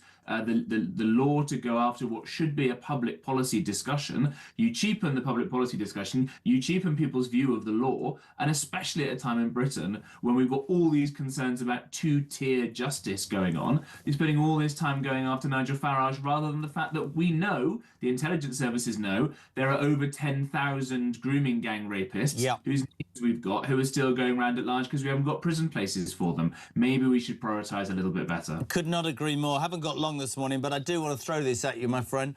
Lucy Powell, the deputy leader of the Labour Party, stood up and said that Keir Starmer had lost the dressing room, which is why we got rid of him. He said at the weekend, "My plan was the best. I simply needed more time. I don't think it was right to have got rid of me." Still delusional, still missing the point, and off to NATO, where he's going to get a clip round the ear from Trump, by all accounts. It takes a lot to make me think that Keir Starmer is very statesmanlike. It manages to happen every PMQs when Ed Davey stands up and opens his mouth, or whenever Zach Gladsky tries to do some maths. But I'm going to tell you that once we've had Burnham in for just a few weeks or months, Keir Starmer is going to look like a cross between Lee Kuan Yew and Winston Churchill and Pitt the Younger and Alfred the Great. By the way, we are the Anglo-Saxons, and it's the Norwegians who are the Vikings, and we need to get our revenge for Lindisfarne, and we need to show them what happened at Stamford Bridge and at Eddington and all those great battles when we beat the Norwegians. But I'm not sure that Andy Burnham is going to be a leader of the vein of Alfred the Great, I can tell you that. Now, you don't know the next question, but you're such a consummate professional who I love as a friend.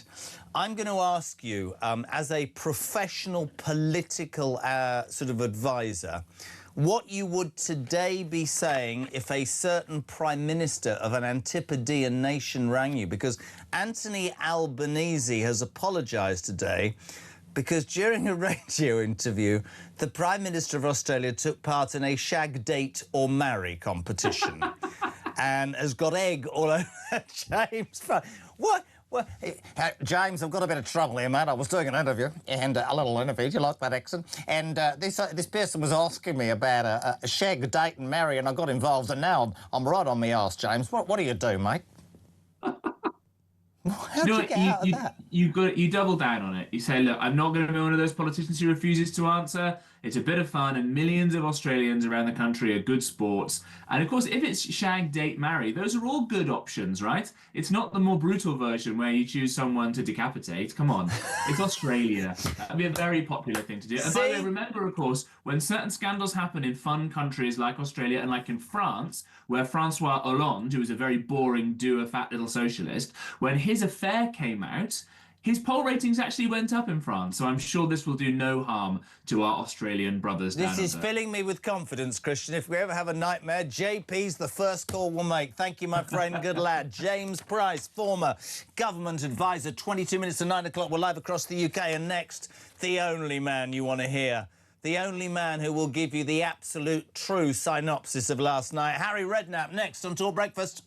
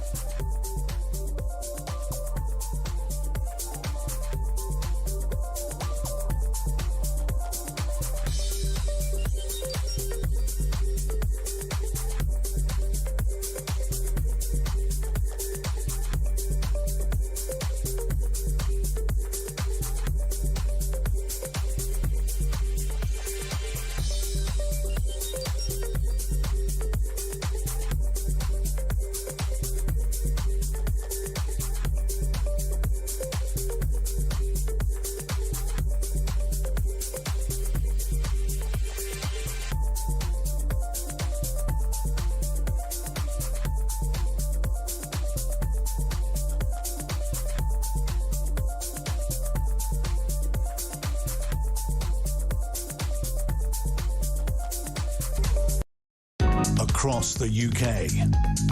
On DAB+. On YouTube. On your mobile. And on your side. This is Talk. Welcome back. 20 minutes to 9. Christian's so rude about people like me and Harry because of our age. He said, I'm just trying to get him to sort out the technical side. I couldn't do that either. A bloody nightmare. It's like the flags. She's bought the England flags to the wife. I don't know how to hang them up, do I? What are you supposed to do with that? I'll have to get Sean round. What did you say, Mark? Yeah, get Yvette Cooper round. She knows all about that crap. Morning, Alan. Morning, Jeremy. The girl from Swansea. Nigel Farage had that money for security. End of story. Move on. These lefties, right, control all the media. They're desperate to have something on him. That's all they got on him. Remember when Trump, before he got in, they were trying everything. What do you get in a massive landslide in America? Same with reform. 2 years, or hopefully less than that, reform will be in. People like me, right, normal people with a brain cell, right, what's going on? We're going to stick with Labour, no, Tories, Greens, Lib Dems, what the hell is going on, you know? We're going to vote reform regardless of what comes out or what they're going to dig on him, you know? So people keep the faith, stop reading these Mirror newspaper and these lefty BBC, stick to the facts and get our country back. End of story. Goodbye. Ta-da! That's Christian's dad, which is always a pleasure. Ta-da! See you later, mate. Amanda in London. JK, all decent Brits are behind Nigel. We can see the hypocrisy coming from all the other parties. We are with you, Nigel. Don't worry about it. 0344 499 1000. Text to 87222. Listen, let's be honest. I sat up all night. I'm not sure if my next guest did, but this man, if you want a breakdown of that performance by England, we need none other than the man who should have been the England manager. Harry Redknapp, good morning. Jeremy, good morning. He's got the sandbags top on again. I'm off to play golf today. I thought, I've got to keep wearing the gear, mate. Where are you playing today? Remedy? Well, I put up a round of golf. Charlie Magri, who was a world champion, came from the same housing estate as me in East London. And Charlie hadn't been so well recently. And Charlie, as I say, was a world champion and a great fighter, great man. And so I put up a round of golf at his charity day as an auction prize and a couple of lovely golfers bought him. I don't know them, I've never met them, but there's 3 of them coming down today, so I'm playing golf with them today. Good for you, Harry Redknapp. You're a legend. Mate, you managed all those games. I'm just a fan. I thought 61 tomorrow, that was the best England performance from the beginning to the end that I've seen in my lifetime, from keeping them quiet for 20 minutes to the breakaway goals, dealing with the red card, the penalties, every player throwing their body, Dan Burn at the end, the whole thing. I thought it was an absolutely amazing performance. It was a great night, really. I mean, I stayed up I thought, can I make this all night, but there was no way I was going to go to bed and miss it once I started watching it. It was a great performance, just what we needed.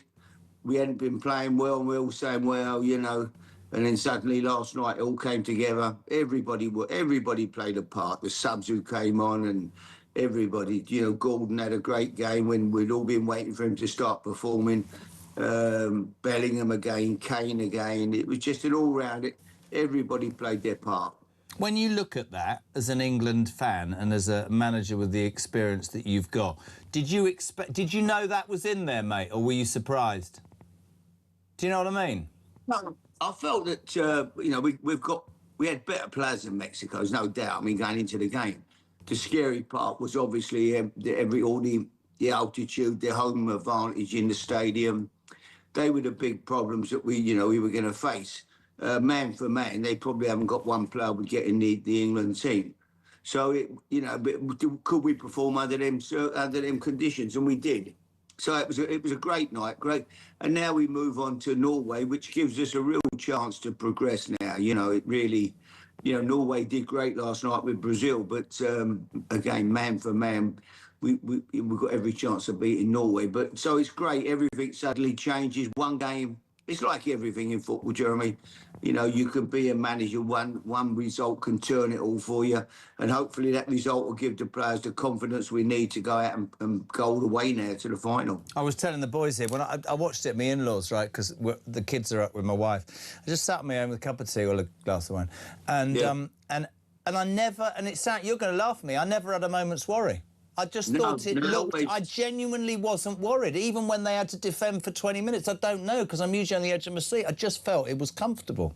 Yeah, everybody looked, everybody put their bodies on the line. The keeper was in great form. Yeah. So, yeah, it was just a real good all-round performance, and it was well worth staying up for, that's for sure. I'm sure the people who stayed up wouldn't have missed it for the world. So Norway next Saturday, yeah. if they get through them, they're all going, oh, Argentina, they nearly lost to Cape Verde, for Christ's sake. It's opening up, isn't it?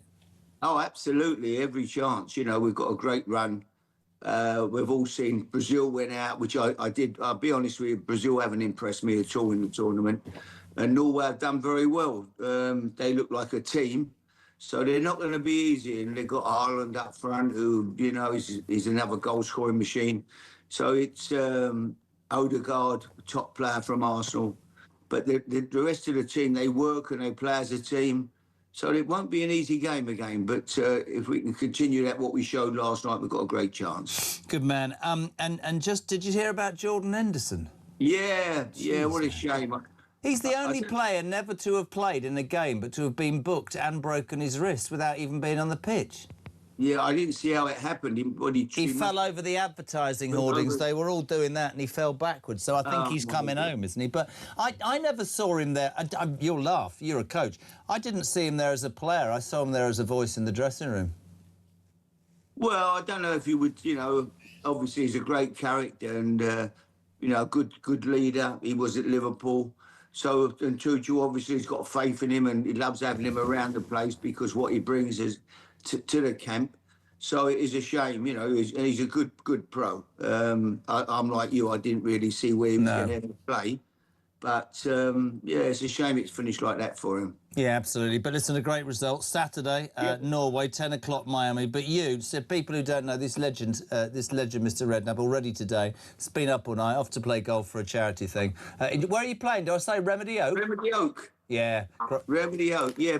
And Charlie, as I say, I grew up in the same block of flats on Badet Estate in the East End as Charlie Magri, who came over with his family. I went to school with his brothers, Georgie, Joey. And he went on to be a world champion. My dad followed him everywhere. He used to carry his bag to York Hall when he started as an amateur. So it was great. I could put up a round of golf for the charity night that he had. Good man. Listen, Harry, love to the family, mate. I saw Marky the other day. Great to have you on. Lovely sandbags top. Enjoy the golf, and we'll speak to you after Saturday in Miami, England, quarter-final of the World Cup against Norway. Are we doing an ad break, or are we going straight to it? No, we're going to... Oh, breaking news. Oh, my goodness. Push the button, please, for breaking news. Well. Prince Harry has, at the last minute, accepted an offer to stay at Buckingham Palace. The Duke is due to arrive in London later on Monday without Meghan and his kids. Oh. He's understood to be liaising directly with the King, with any plans to see each other made privately between them. And the reason that the King and everybody else has asked him to stay in Buckingham Palace is because nobody lives there anymore, because it's such a horrendous place, it's just used as an office. I don't mean to be rude, I'm only joking. 12 minutes to 9, 0344 499 1000. Let's go very quickly to the chairman of the Conservative Party, live outside Westminster, I believe, and I'm being waved at. No, he's at home. Kevin Hollinrake, how are you, my friend? Morning, Jeremy. I'm good, thanks. How are you? Are you at home and not outside because you stayed up all night to watch the football, Kevin? I did watch the end of it, which was amazing. Amazing performance. We're also proud of it, aren't we? Do you know what's really interesting is, and you'd know this, because the Tories work round the clock, as we all do, there's so much bloody miserable news. It is quite nice, although everybody's walking around knackered today, it is quite nice that there's something good going on. Oh, my God. Dead right. And, the courage they showed, everything was against them, whether it be the altitude, be the history of that stadium, Mexico, home stadium, all those kind of things. Incredible effort. So proud of them. We were joking earlier, saying you can just imagine if they do go on to win the World Cup, or even at Prime Minister's Question Time on Wednesday, Starmer was saying, we are responsible for England winning, aren't we? Kevin, let's talk a couple of stories. Obviously, the Farage story is big today, front of the Express. Nigel says this is a hit job. Certain media outlets, certain commentators, you guys have jumped on it as well. They're saying, no. If you haven't got something to hide, why didn't you declare it? I just had James Price on, who believes, as do others, that this could lead to a Clacton by-election if he's found guilty by the Standards Committee. However, I just want to throw a scenario at you. If that happened and the Reform voters came out in force and gave him a bigger majority, would that not fuel his case? Would that not fuel the Reform movement even more so? I think that's irrelevant, Jeremy. This is about the rules applying to everybody equally. I mean, Nigel Farage was very critical, as we were, of Keir Starmer when he had his free glasses and his free suits and all those kind of things. He was critical of him because the rules are very clear. These kind of things must be declared and people can see people's motives and motivations, and that's why they're there. So Nigel Farage can't have it both ways. He can't basically hold others to account for this kind of stuff and then take a huge donation like £5 million, and then apparently more stuff he's been given for security and for social media, all this kind of stuff. And the reason those rules are there, of course, is to make sure everything's fair and above board and transparent. So our elections are fair and above board and transparent. These things are important. This is not about party politicking. This is about fairness and transparency and making sure that elections are also fair and transparent. No, listen, I don't have to agree or disagree. I've got no skin in the game. Many people phoning this show this morning, some angry, many not. But you say it's not about party and politicking. Starmer, just out of interest, from your point of view as the chairman of the Tory party, the Lord Alifat, the £20 million condo in Covent Garden that he was there apparently so his sons could, what was it, study for their GCSEs because of the noise. What's the difference between that and Nigel Farage staying in George Cottrell's house somewhere near wherever it is, Westminster? What's the difference? The difference is that Keir Starmer declared it, didn't he? He declared the gifts he received from Lord Ali. I mean, there was some confusion around his appearance in that particular flat. He says he didn't stay there. I don't know the truth behind that. But the reality is Nigel Farage has admitted he receiving these things. He admitted he received £5 million. He basically saying the rules don't apply to him. Why do you think he didn't declare them, Kev? He didn't declare them, did he? No, but why do you think? Why? Well, isn't this the point? Nigel Farage, when he is asked questions on this, and he hasn't been asked many questions because he's not appeared on the media very much since all this came to light, he's very defensive. None of your business. I don't have to declare this. It's a gift. These are outside the rules. We don't think that's right. We've referred it to the Parliamentary Standards Commissioner. He will then make a judgment whether it's right or not. And if he says it's all fine above board, then we can move on, can't we? But do the Tories... I was going to ask you this last time we spoke, because I spent some time with Kemi at that party the other night, and it was fascinating, I have to say. Do the Tories... Is it a source of frustration, hear me out, at the moment, that your leader is really reaching out and cutting through, I think, in many ways. And I was super critical of it taking her a year to say anything, but I said to her the other night, you've called it absolutely right. Is it frustrating to see that the polls nationally aren't moving, but the popularity of Kemi Badenoch continues? And is this perhaps a moment, if Nigel Farage is vulnerable in any way? I don't know the truth of the story. As you said, it's been referred. Is this a moment where the Tory party, you feel and hope, could actually start to move forward in the polls? Well, we are moving forward in the polls, but you're right to say Kemi's moving forward more quickly than we are.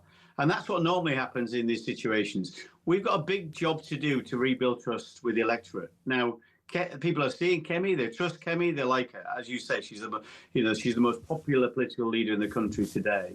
But if you talk about the polls have narrowed significantly, as you probably acknowledge. And most importantly, the electoral results have changed. So the popular vote in 2025 at the May elections, local elections, Reform got 32 points. We got 18. This year it's 27 to 20. So we've halved the gap between ourselves and Reform, and the polls have narrowed more since then. So things are moving, but we have more work to do to rebuild trust. We've made many good things in 14 years, but we have some fundamental mistakes. We're holding our hands up to that. But I believe when people finally get the choice to vote for Kemi Badenoch, and they haven't had the chance yet, and indeed, or Andy Burnham, when they have that choice, I think lots and lots of people will vote for Kemi Badenoch, much more than showing in the polls right now. Kevin, one final question. It's a text.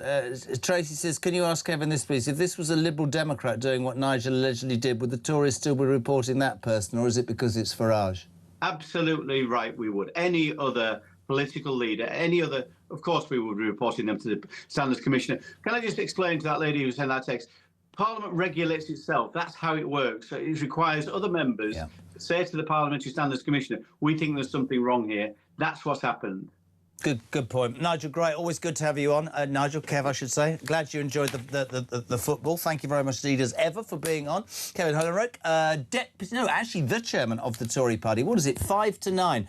Very quickly, push that button. We'll go to the Sun. 90 minutes in 90 seconds. From the Sun. Very good morning. 2 minutes only. Martin Blackburn, football writer of the Sun. All the coverage you want. How are you, son? Did you stay up?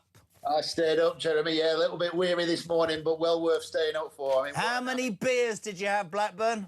None, actually. None. I had tea and water because I knew I was coming on here, Jeremy. You know, I thought I just drank wine. Can I tell you, we're both on the wrong side of an age thing, but I've never seen a better England performance in my life. Fact. I agree, Jeremy. I think it was one of the best that I can remember, possibly the best. When you think about everything that was against them, you know, I mean, let's have it right, Jeremy. Mexico weren't going to win the World Cup, but that record they've got in the Azteca and everything that was against England, you know, with the altitude, the home crowd, the sending off, the penalty, everything that went against them, and they stood up to it. And I mean, and now they march on to Miami. So it's a night that England fans will remember for a long time. And, somebody, you know what it's like in the office in talks what they were going as they walked through. Oh, will it have taken out of them? And Gabby O'Bonnell said, no, they grow as a team. They've got 7 days to relax. It gives us renewed help. I mean, Norway, Argentina look vulnerable against Cape Verde. I think England can make it to the final now. Yeah, Norway. I think most people probably expected it to be Brazil, Jeremy. But Norway have been a real sort of dark horse in this tournament. Very well organised side, and the sort of side that have caused England problems in the past by sort of sitting in, if you like. And then of course they've got that guy up front, Erling Haaland. So, but you know, let's just enjoy this one for now. Like you say, we've got sort of 6 days, I think, till the next one, and I think England fans will be dreaming. I think they will. Great. Listen, thank you as ever, Martin, and all the gang at the Sun Sport. It's all a whole new ball game. That's the other thing we're going to talk about at some point, about bloody Trump, haven't we? Can I just say, please keep them coming. Fantastic reasons why you should be off work sick today. Morning, JK. Sorry I can't come to work today. I went to A&E last night.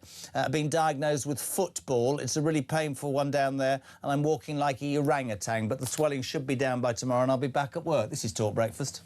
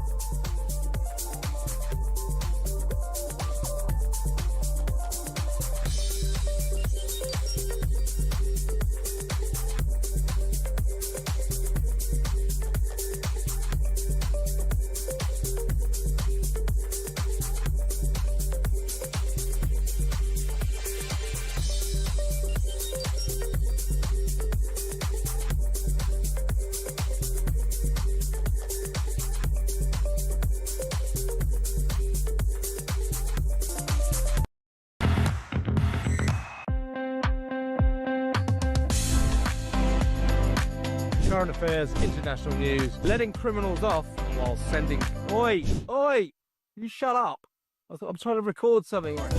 Stand by for 3 powerhouse hours of breaking news, challenging views. I don't give a flying damn about international law. I think people will viscerally reject this.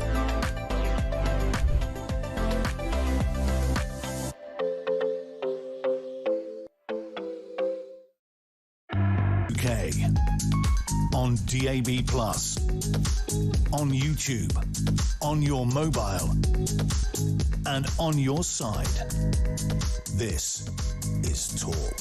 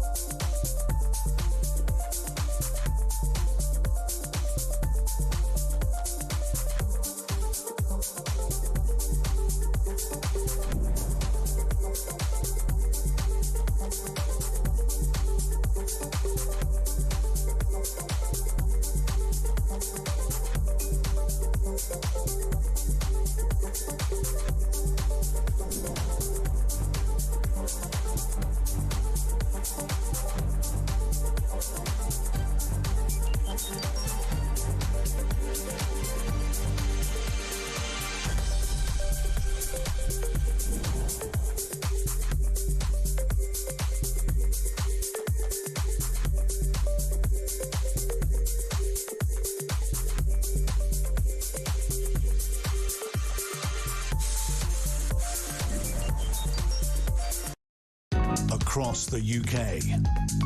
On DAB+, on YouTube, on your mobile, and on your side. This is Talk.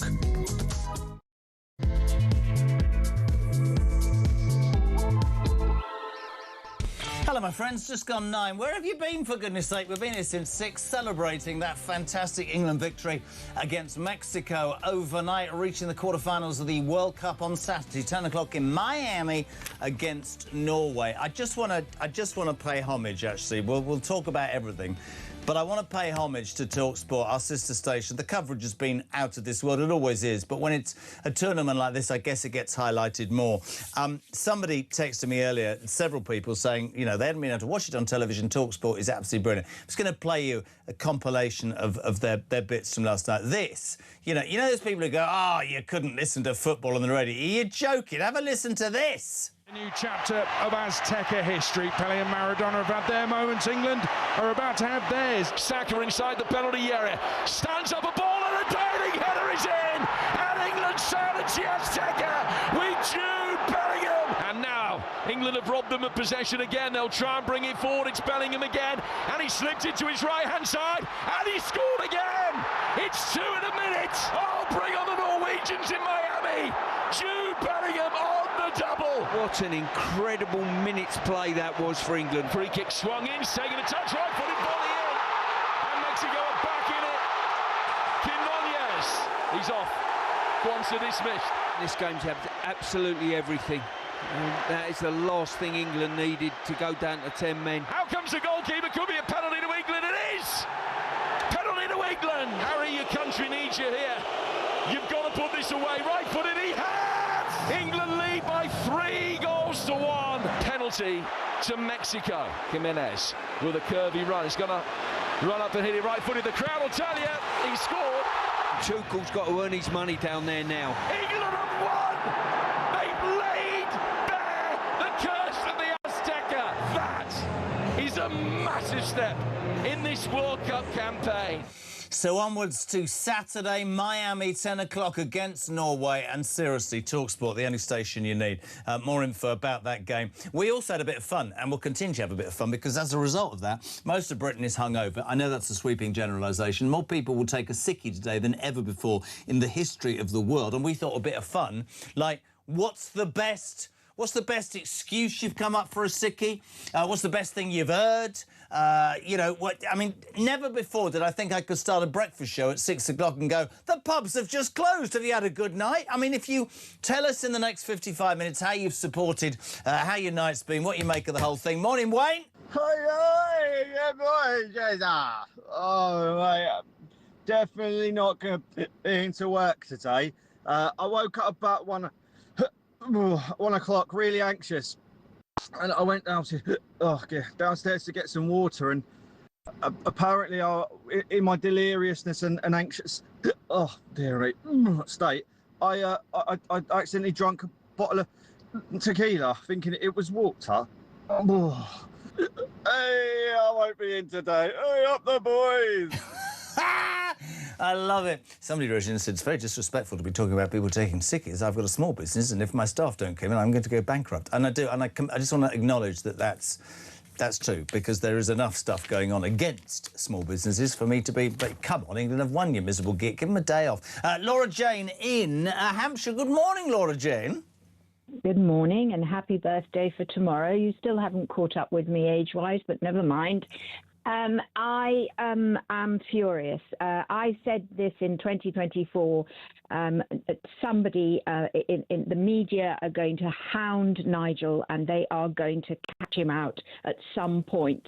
And here we are in the middle of this. The establishment are absolutely terrified. I went up to Makerfield all the way from Hampshire to help with the canvassing, and I didn't see a single sign saying Labour. They all said Andy Burnham. It didn't even, it was just unreal. I knew it was a fixed job. I knew it was. And I felt very strongly that Nigel is going to be hounded. Now, I appreciate these things.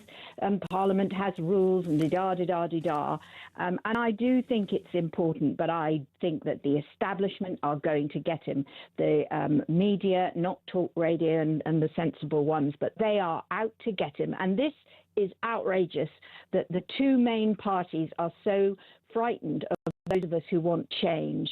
Change is good, and we do need to look at how the blob, we need a complete change in how our country's run, and it's so unreally, it's dangerous what they're doing to stop those of us who want to change. And all I can say is I've written a handwritten letter to Nigel today, which I shall post, to say, please hang in there for our sake, because we need change, and real change. I think Kemi is very good. I will give her that. But I don't trust them anymore. And I've voted Tory all my life. I had 2 Tory prime ministers in my family. So, you know, there are a lot of them turning in their grave, including my father. But that is the way it is now. We need change. But it is frightening what's going to happen. Let me ask you a question, Laura. And you know, we try. And it's important to be as balanced as possible. The reason we have to cover this story this morning, it's everywhere. I have no skin in this game. I'm going to say that. I've got Isabel in a minute who will say the same, right? Here's what I don't get, right? If Nigel Farage has taken 5 minutes against the rules, then he's made a mistake. He's going to have to put his hands in the air, right? But there is undoubtedly, and you're quite right, a concerted effort to degrade, knock down, destroy, whatever, end the career of somebody who is obviously doing quite well in terms of the polls. But I want to ask you, as I want to ask everybody, would him receiving £5 million from Christopher Harborne, the crypto billionaire, mean that you don't vote for reform anymore? Absolutely not. And if Nigel Farage was no longer the leader of reform, would you still vote for reform? Yes, I would. And do you think that if the Parliamentary Standards Committee finds him guilty, I don't know if they will, like me, do you... Well, I mean, this is what I think. I think he'll double his majority in Clacton. It will merely only do to incentivise even more the people who are fed up with the same party system and want Nigel Farage in power.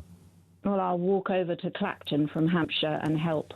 I'm not standing for this, the way that the media think they can control the world, and that, you know, they just don't believe in us, the people. And I'm sorry, it's our turn now.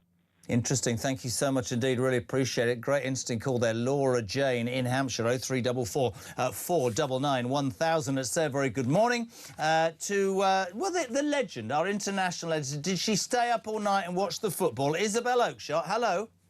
Good morning, Jeremy. I was up till 2 o'clock, but I am sorry to say I was not watching the football. I was late delivering on a deadline, and it was an essay crisis, and I just had to sit up, and then I was back up again at 7. Did the best looking, not that I assume because you're married that you ever spend time together like that, but did the best looking MP in the House of Commons, male, did he stay up and watch the football?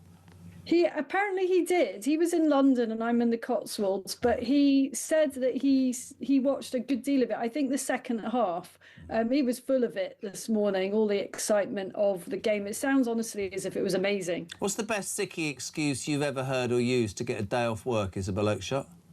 I've literally... I know this is going to sound really boring, but I have never pulled a sickie. It's just not who I am.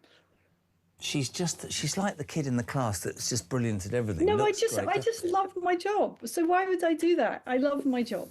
You've never ever said, you know, like at school, I wrote the essay, but I left it on the windowsill so it could dry because I was using an ink pen and it would have been all right, but a gust of wind blew it out and it would have been all right, but it landed in a puddle and the dog ate it. You've never done that?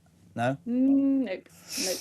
Let's talk Nigel Farage. There's a couple of other things as well, but we have to talk about a story that is on the front of many papers this morning. Farage says this is a hit job. I've done nothing wrong. Now, we have to be very honest, you and I. I've done some work for reform and will continue to do some work for reform. You're about to marry the deputy leader of reform, but we are also broadcasters who have to look at things dispassionately. I want to play you, if I can, I don't know if you heard it, but I'm going to play you because I thought it was brilliant. I had Poppy Coburn in earlier, and this was her take on it, Isabel. Have a listen. Let's not forget, this Labour government began with Lord Ali's donation scandal, where a man who was donating directly to politically affected officials was allowed to pick the selection of Labour MPs who had great influence over the direction of the party. So he literally paid, I'm sorry, it seems like it, he paid and then he got influence. So let's put that on the table. Leaving aside even the Peter Mandelson job, where, again, another seriously unsavoury individual who actually had great political influence and was best friends with a paedophile. So there's Labour. They are turning around and now saying, Nigel Farage, look at him, look how dirty he is, look how dirty his party is. This is someone who's given up 25 years of his life to fight against the establishment, who has got more death threats than any other politician. You don't hear that in the news, seriously. If he has taken this money before he was an MP from someone where there is no suggestion whatsoever that he's changed his opinion, OK, Nigel Farage has been completely consistent politically for 25 years. For 25 years, for as long as I've been alive. He's known this person, a friend of his, for a very long time. This is not cash for questions, this is not cash for access, OK? This is someone basically saying, you're a friend and I need to support you because the state isn't stepping in and you're getting death threats. He can do with that money as he pleases, frankly. All of the stories that the Times is breaking as exclusive this weekend and the BBC is running on as exclusive breaking news is already out there. We've known this for years. Why is it coming up now? Why is it being repackaged now as breaking news? Isabel, that was Poppy Coburn from The Telegraph. I think eruditely putting it perfectly. Where do you stand on this situation with Nigel Farage? Do you know what? I am so sick of this. What is Nigel trying to do? He is trying to save the country.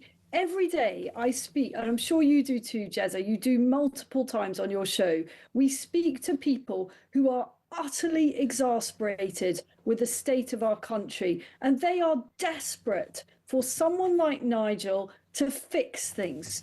They've had years of the Conservatives. The Conservatives had 14 years and they left the country a total mess. We've now got Labour and we've got a new Prime Minister coming in who is using all the wrong language about what he plans to do. No talk whatsoever of tackling illegal immigration, stopping the boats, making things better for people. He's just harping on about, there being wriggle room to tax better off people yet more. So people are absolutely on their hands and knees wanting a political solution for our country. And what's coming at Nigel Farage, the one person that so many millions of people believe could actually change the course of our country, what's coming at him is just an absolutely relentless onslaught. Now, let me tell you, Jeremy, with my sort of reform hat on, because as you say, my partner is the deputy leader of the party. I'm not impartial on this one. We expected this. We knew that the establishment would throw everything at us. What's taken us by surprise is the timing of this. Why is it happening now? We thought that it would probably come a bit later in the political cycle, but it is a mark of the desperation of Andy Burnham and his outriders and the Labour lot that they're doing this now because they are trying to kill off Nigel as this new Prime Minister comes in. The journalist behind these so-called revelations, Gabriel Pogren, he's a highly respected journalist. I'm not going to take anything away from that. He works for the Sunday Times. It's a great newspaper. They've got a fantastic investigations team. But this is a journalist who has publicly said, and I quote, "I despise the man." He despises Nigel Farage. And what he cooked up over the weekend was just a whole bunch of stuff that I don't think has been any secret to anybody. Everybody knows who's interested in this stuff that George Cottrell spent time in a US jail a very, very long time ago. He spent a few months behind bars. That's a big deal. I know it's interesting, but it was years ago. And he's been around Nigel ever since.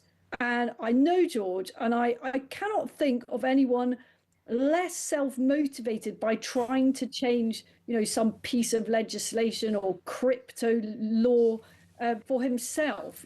George doesn't need any help from anyone. He doesn't need anyone else's money. He doesn't need policy changes. Like Nigel, he truly believes that our country is heading for the buffers. And he will do whatever he can to help change that. And if that means supporting Nigel by offering him the odd night sleepover in an empty flat. Well, so damn what, honestly. Well, this is my point, right? So I like you, you know, I've worked with and continue to work with Reform, and separate from what I do here, we always try on the show to be as balanced as possible, but I'm not going to go all out in one way or the other, right? Here's what I want to say. There will undoubtedly be, Isabel, and this is you and I talking as broadcasters, OK? There will be some middle-of-the-road voters who will think this is a bit murky. But I am utterly convinced, and will say this to anybody and everybody, very Trump-like this, because what is going to happen is, let's just say, and Steve Baker said earlier, I think he will be found guilty by the Standards Committee and there will be a recall election in Clacton. And this is me now speaking. If that happens, I have absolutely no doubt that it will do even more to solidify Nigel Farage's support in Clacton and solidify still further, because one of the biggest problems that the political establishment have with Reform, and you're right, is the status quo is about to be crushed, whether that's next week or in 3 years' time. Because here's what's going to happen. The silent majority who refuse to be lectured by people anymore, they don't actually, in my humble opinion, give a toss if people are flawed. They want their country to be better. And we have been fed a succession of politicians who pretend to be something they're not. I don't know the ins and outs of whatever money or whatever favour. I don't. I know one thing, and Poppy's right. There is only one person who has consistently said things that many of us have only picked up on in the last 5, 6, 7, 8 years, but this man's been saying this for 25 years. If I was advising Nigel, would I tell him to be on the front foot more? Absolutely. Trump was accused of every conceivable crime and he came out and he won a majority. Would I stand in front of my people if I was Nigel and say, there might be this, there might be that? But you know what I'm interested in? Stopping the boats, dealing with knife crime, having a bloody national grooming gangs inquiry, all those things that people who support Reform believe in. I don't know. Maybe he needs to look at his top team. Maybe he needs to distance himself from George Cottrell. Maybe he just needs to ignore it. But Nigel Farage is the person that millions of people in this country believe can bring them the change they want. And I think some in the media and some at the BBC want to be very careful what they wish for, because it happened in America and I can see it happening here. This morning, 2 people have said, oof, he's the rest of them. Thousands of the rest of them have gone, do one. That's just the establishment. We know what we want. So it's interesting, right? Oh, it's more than interesting, Jeremy. I mean, there are things that I know that will come out in due course that would make your hair stand on end about the level to which this Kill Nigel operation, metaphoric Kill Nigel operation, goes. It is truly, truly disturbing. And what exactly are they trying to prove here? You know, we all know that Nigel Farage is not a standard issue politician that has spent his years carefully navigating, just not causing quite enough offence, appealing to the right people, calculating what's best for his career. That's not him. He's an instinct politician who is happy to have different characters around him, personalities, people who've taken a few risks in life, people that have built businesses. This is not a smooth, professional, coolly calculated kind of old political party. This is a disruptor that we're talking about here. And why? Not just for the sake of creating disruption, but because our country needs it. We need somebody who's going to do things differently, take some risks, be a little bit more colourful. And the establishment just cannot handle it. Let me ask you some direct questions from your point of view. What does Nigel Farage do with his top team now? And does he have to distance himself from George Cottrell? No, he doesn't have to distance himself from George Cottrell because nothing has changed. Everybody knows George's background. I happen to believe, and I think millions of good British people believe the same, that people deserve a second chance. His history is history. It's just that. It was a very long time ago. He was a very young man. You know, I was peripherally around George Cottrell at that time. In fact, I was on the very same plain as he was when he was met off the plane by law enforcement in the US. So I know that story inside out. He is a very, very different character today to the young man that he was then. And, you know, he has done so much for the Reform Party. Yes. Arguably, you know, Nigel would not be where he is today without the support of amazing, loyal friends like that. So what does Nigel need to do? Well, you yourself touched on it. He needs to face all of this down boldly, you know, not to be blown off course by these noises off, to be the best version of himself and to talk about what people really care about, which is not precisely how rich he is. I think we all know by now that he's done pretty well. And I don't resent that. Many politicians, particularly in the Tory party, are multi-millionaires. Who cares? What matters is what they're going to do and what they're promising voters they will do to fix the country. And I know that Nigel's been overseas these last few days on political matters. I'm sure that when he comes back, and I don't know whether he's landed back yet, he will be full frontal on this. And, you know, he will take up the fight. This is not somebody who is hiding away. This is somebody who is damn busy and has been, you know, doing what he does best over in the States, and will come back and face down these critics. And as so many people have said on your show today, Jeremy, if there's a by-election in Clacton, if there is, I would expect an army of Reform supporters to descend from all over the UK to support Nigel and return him with an even bigger majority. Couldn't agree more. One final question, and it's a really interesting story, this, because other people will just do it in a certain way, but I wanted to get as many sides as possible. Do you think, knowing him, and I know him, he'll be concerned that he could lose some middle-of-the-road voters who might, as I said before, think this is a bit dark? Well, I mean, Nigel's not a fool. You know, of course he's going to reflect on what impact this may have. Of course he's going to do that. But I think, as you said, so many people will see it for what it is. You can't please everybody. And I think that is the mistake that someone like Keir Starmer and other professional politicians have made. You know, they think that they can please everybody, trying to walk this tightrope. People are bored of politicians like that. They're bored of politicians that are whose approach is driven by what the latest focus group says, by what the opinion polls says about their latest policy, or whatever it is, whatever controversy they might be embroiled in. Nigel doesn't get too bothered by that. He has his views, he has his ideology, and he just cracks on. Actually, very interestingly, listen to this from Keith in Nottingham. He says, morning, Jez, morning, Isabel. Didn't the Tories and Labour try and actually stop the local elections for 5 million people because they were running scared of what Nigel and Reform were doing? Very interesting, yeah. Listen, it's a story that will go and go. I'm with you.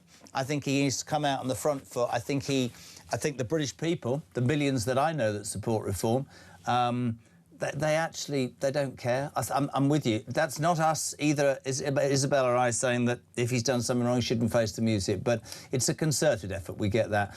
Sweetheart, thank you so much indeed. So you're in the Cotswolds now, are you? Oh my God, it's so nice, Jeremy. Honestly, there's birds tweeting and hollyhocks outside. Oh, they're not allowed to tweet. They'll be arrested. Sorry, it's a divisive. It's a divisive thing. Well, who is it? Lisa Nandy's leaving X now. By the way, one final thing, and this is quite funny. So I know sometimes you think I'm not funny. Have you seen the story about the Australian Prime Minister? No, I like Australian politics. So what's that? Anthony Albanese has been forced to apologise and is seeking redemption overnight because he did an Australian radio phone-in, and they convinced him, I don't think he knows, to take part in a shag, marry or date competition whilst on air with 3 women from, presumably, that he knew, or from the cabinet or from the government. And Anthony Albanese is now in trouble. I just wondered what advice you'd give him from a PR point of view. Well, I would say, I mean, oh my God, why is everyone so boring? You know, Yes, own it, Anthony. You're going to have the woman that he said he'd only date. What, she wanted to sleep with me? And the one that he wanted to sleep with, well, I'm not serious enough. You don't want to marry me? Oh, just have a laugh, all of you, for God's sake, no? Yeah, come on, come Yeah. on. I know I've got myself all worked up today. I'm just so sick of this whole thing, and I know there's more to come because they just won't give up. But you know what, Jeremy? Nigel is going to fight back. He's going to face this down. And you know, I just feel this story is going to end rather differently to how his haters expect. Brilliant. Listen, great to have you on, my darling. Say good morning to the best-looking MP in the Commons, allegedly, and we'll see you very soon. Isabel Oakeshott talks international editor, sounding fantastic. 9:28. Morning, Tony. Morning, Jezza. Yippee, yippee, yippee. We're through to the quarterfinals. How bloody wonderful is that? So that's a bit of good news, isn't it? Anyway, as far as Farage goes, I don't care what he's done because he's doing the right thing for us in the end. So who cares? I don't care where he gets his money. I don't care how many houses he's got. Maybe some of them MPs need to give up their houses and make them HMOs. That'd be funny, wouldn't it?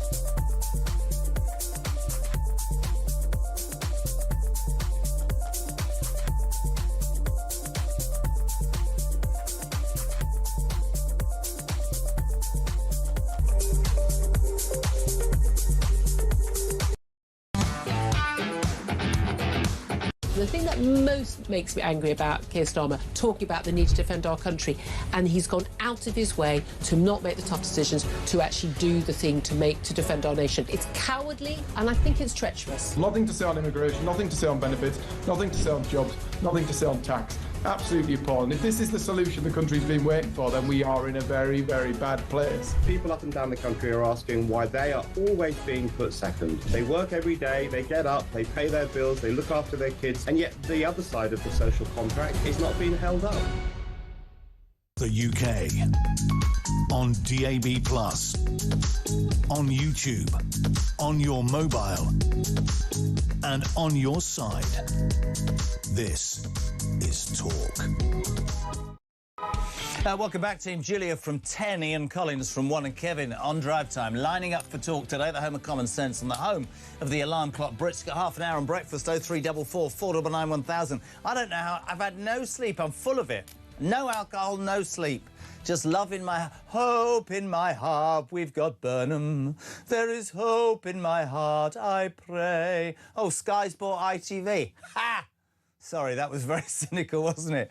Glad I kept my shares. 0344 499 1000. Hi, JK. I am 81. And like Isabel, I've never taken a sickie. I think I only took one day off school from 5 to 16. I was brought up with principles, says Pam. These are sadly lacking now. I agree. Linda Whittingham. If it's fair, then the government should pay for Nigel's security, says Linda in Stalybridge. Ian's in North Wales, is it? Good. Good morning, Jess. Farage should say that this £5 million he will donate to charity if he becomes Prime Minister to get security for life. Robert Morris, Big Nigel has a massive target on his back. Establishment hate him with a vengeance because they're scared. He will end the gravy train and they know it and they don't bloody like it. Loads of you still. Jez, I just cannot see the attraction. Reform, or is it the party called Nigel Farage who never voted for a figurehead? I need policies and there are none that I can see from that party, says Serena. Ruth Baker, good morning. The thing is, Jez, Farage might have 10 ohms, 5 ohms, but he's also living rent-free in most people's head on the left. That's a very interesting talk. Ruth Baker, morning, Jez. She's put jazz. I'm sorry to put a dampener on things, but do you not think England might have peaked too soon? Oh, for God's sake, that is so English. Probably. Isn't it? Talk, says Andy in Northampton. It's funny, when Farage fell out with Elon Musk, he said he couldn't be brought, but that suddenly got dropped by MSM. The establishment will try anything to keep Farage out of number 10. The Electoral Commission didn't investigate the Lord Ali donations, and Starmer was in politics. Apparently he declared them, though. Michael, good morning. Perhaps Farage should use some of his gifted money to hire a top investigation team to expose establishment corruption and scandals. They don't like it up 'em. Ooh, Mrs. Morning, Jazza. What is this? Have you been missing an A for an E? Sean of Cheshire, or Sean of Cheshire?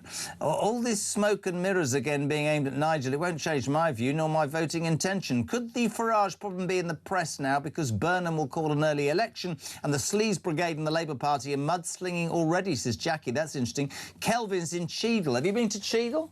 Lovely. Another nasty attack on Nigel Farage by the dirty left wing. They're like a bad cold. They have no policies to offer the country that keep reform out. So they go with dirty tactics as usual. People who support Nigel, if they're true believers, won't believe this garbage. What is it? 9:33. We are live across the United Kingdom. Helen, good morning. Morning, JK. Helen in Knutsford here. Yeah, Isabel's so right. It's like everyone's trying to find any excuse, some spanner in the works, nitpicking, trying to hold Nigel back. Well, we need reform. We do need change. He'll get there. Yeah, like you said earlier on, it's probably kind of a sign, a good thing in a way, that, oh God, like he's a big, massive threat. Let's try and think of anything to stop him. Well, he won't be stopped. I'm pretty sure he won't. I hope not.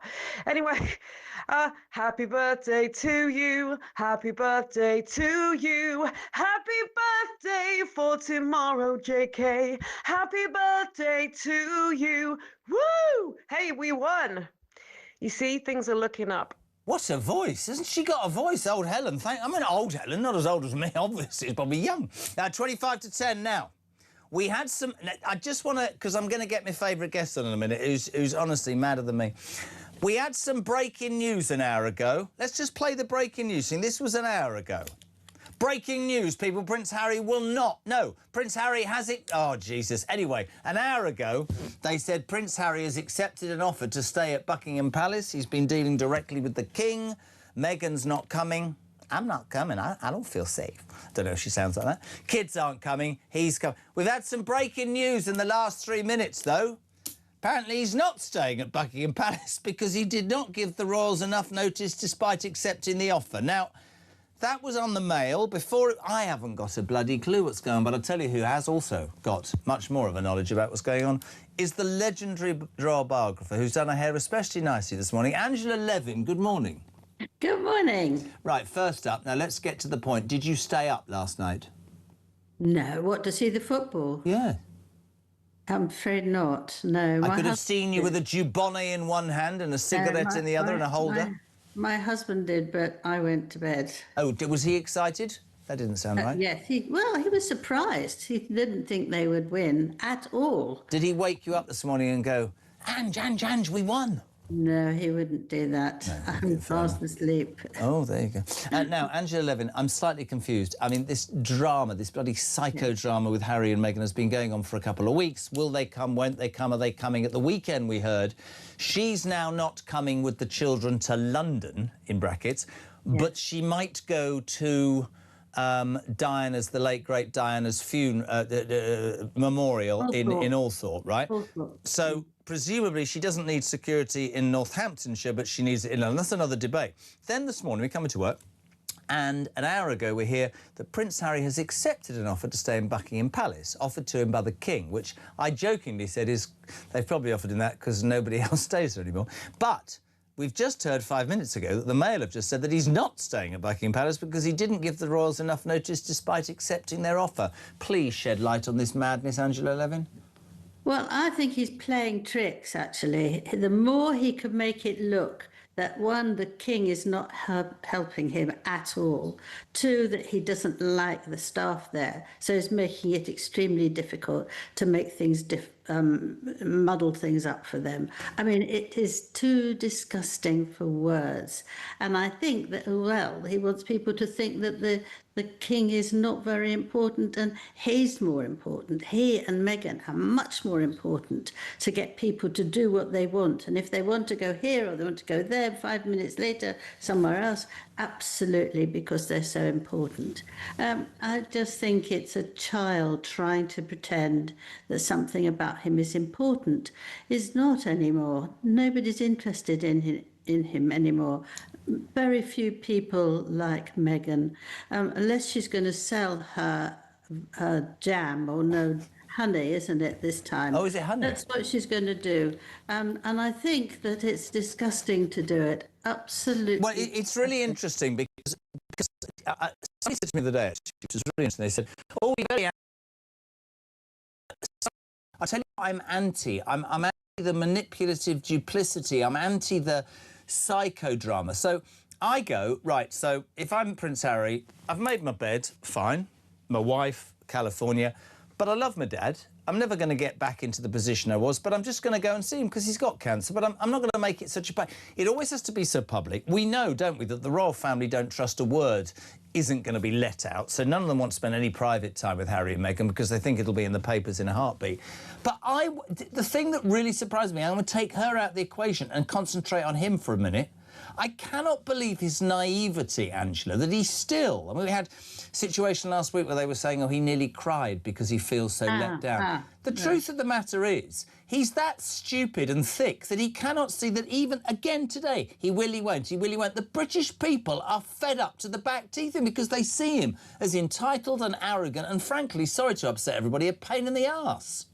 Yes, but also, why should he take our money to pay for him to go around and have a nice time? They want to go and spend 2 weeks going around the UK. Well, that's his business. I don't want to pay for my money, what he wants to do. I used to really, really like him. In my 15 months of being with him to write his biography, I liked him hugely, and he's now just a wreck and awful.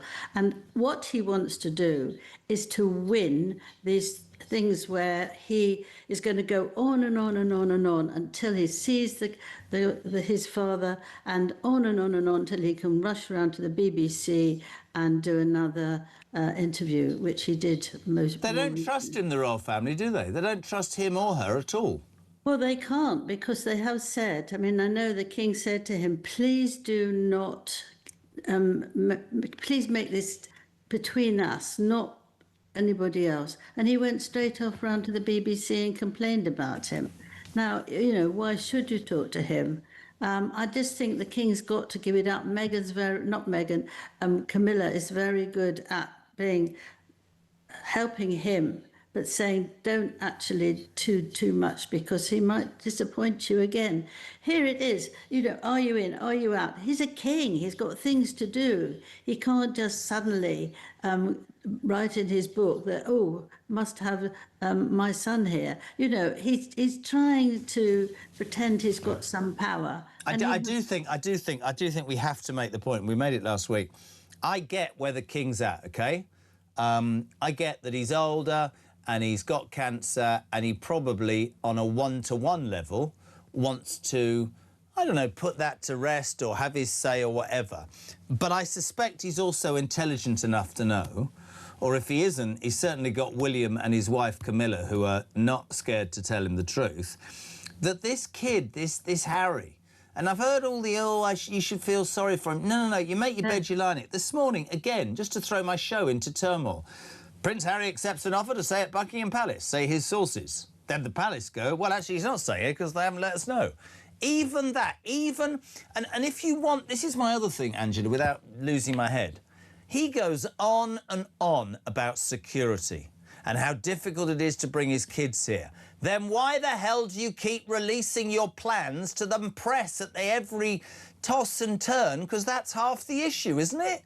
Yes, it's the king would obviously like to see the two little ones because, you know, they're his children, grandchildren. Yeah. But you can't do that with someone like Harry. Harry wants extra special. Has he always been like that, Angela? No, no. I think it's Meghan nagging him beyond anything. And I think she screams and cries that she did before she left the royal family. And I think that she just wants it all herself. And I think it's too disgusting. Is she a narcissist in your mind? Well, I'm not anybody who's a doctor or anything. I don't know. I just think she's awful in my mind. Let's do that. But with the children, apparently they were jumping about, really happy, so happy to see their grandfather. You know, well, they're not. Why do that for a child if they've done it? Apparently, they kept on telling them all about it. So it's very upsetting for a child. This is the bit I don't. But Angela, Or they couldn't care less. Why are we having, not you and I, why is, you know, all this, are they coming over, we haven't got enough security? She thought the British royal family was racist. So why are you even bothering to come, love? Why don't you do one? Because she wants to sell her jam and her honey. That's it. Jam and honey. Listen, this is just in from the Daily Mail. Another update on Prince Harry, who said, well, his people said he's staying at Buckingham Palace. The Daily Mail understands that despite repeated requests for clarity, no formal response from the Duke and his family had been received by the necessary deadline at the end of last week, because he's flying into town. I don't mean to be rude. Buckingham Palace, I mean, I like a bit of hoovering, a bit of dusting, but you've got to get that palace well sorted, and they haven't got it. The Times is reporting that the Duke of Sussex will stay at Buckingham Palace during his visit to Britain, but that's now been denied by the palace. Within just over 24 hours until the trip begins, there appears to have been a breakdown of communication between him and his father. Oh, surprise, surprise. This is all at their door, Angela, all at their door. Yes, it's the front. They want to be in the front of papers, but everybody's fed up with it now. And the one thing, of course, which is tomorrow when he's trying to get whether he's going to get lots of money against the Mail. And the difficulty there is that they've told him so many times he can't have this, he can't have that, but he keeps on trying to get it. And he's going to go straight back and try and get more money out of the newspaper for actually interviewing in his life. Here's an interesting one for you. So you wrote his biography, you were with him for 15 months. Let's just say that you get a call on an unknown number and you pick it up sometime tomorrow, and it's Harry, and he's crying, and he says, Angela, I've messed up, I need your help. What would you tell him? I'd tell him, you're being very silly, and I don't think it's you. You've put someone else on. I know he's been cross with me.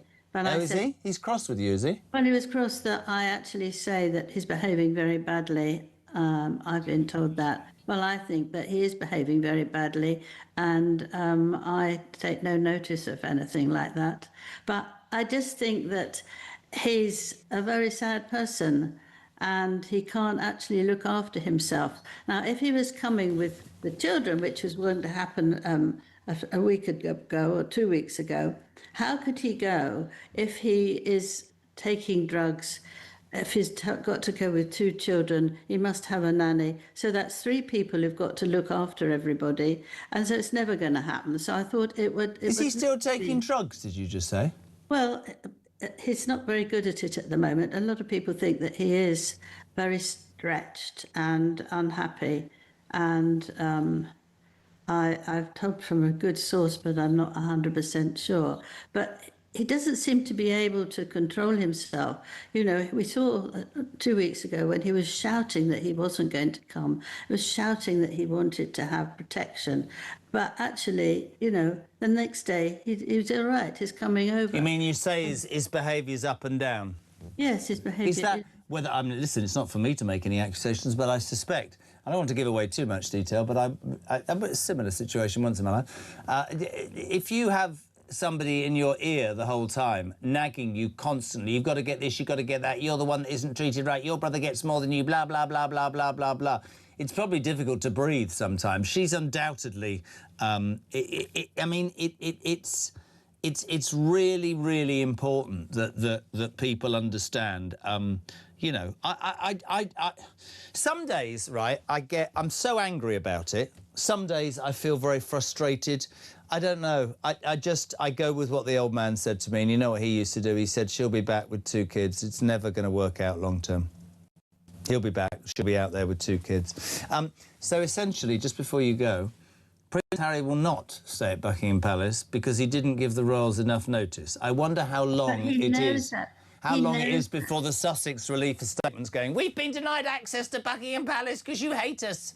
Yeah, but you're right. But he's done this several times of not letting them know in good time. And he knows that he has to give the dates early because they have a lot of things to do. Yep. And so if he's doing this at the last minute on the same day, they're not going to have it. They don't have the staff. They don't have all the things ready for him.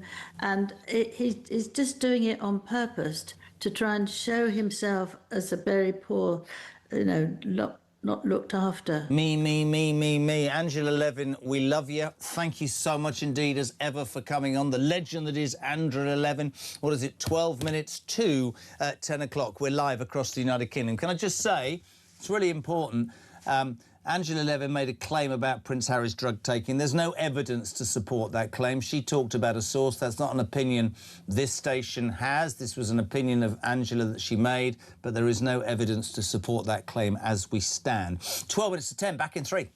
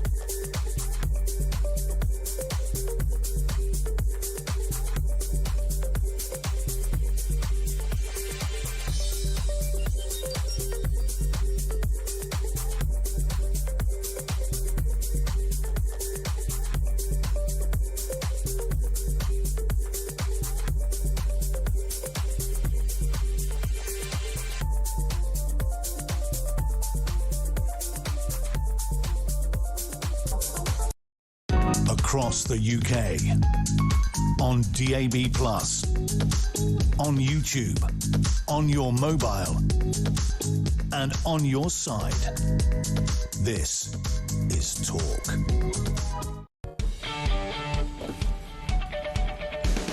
Welcome back to breakfast. 10 to 10 live across the United Kingdom. But Julie Hartley-Brewer is here from 10 o'clock. 0344 499 1000. What are you waking up to? You're waking up to the news that England are through to the quarterfinals of the World Cup. Mass celebration. The pubs were open until 5. Many people have thrown a sickie. We've had a bit of fun. We've also had serious stories as well today. Keir Starmer said, my plan was the best. I got elected. You just didn't give me enough time. See ya. Don't want to know you. That didn't even rhyme. Nigel Farage in the spotlight as well today. Another donation story over the weekend. Many of you saying, I don't care what's happened. This is an establishment cover-up or an attack on him because of how popular he is. Many of you say he needs to be on the front foot, coming out and saying his piece. Morning, Jane. Morning, JK. Come on, England. Nigel Farage, serious business. Got to get him in number 10. As far as I'm concerned, we watched it all play out before the US general election. The mainstream media, the BBC, ITV, you couldn't get Donald Trump off the TV. He was being called this, he was being called that, and it didn't work that time, and it won't work this time. See, that's my point. Actually, have you got... Yeah, we spoke to Poppy Coburn earlier, and her point about all of this was that... it's a bit hypocritical, but as I said to her, and I'll say repeatedly throughout the programme, it's not for me. I don't know what happened in terms of donations. I've always talked on this show about, Alarm Clock Britain and the silent majority.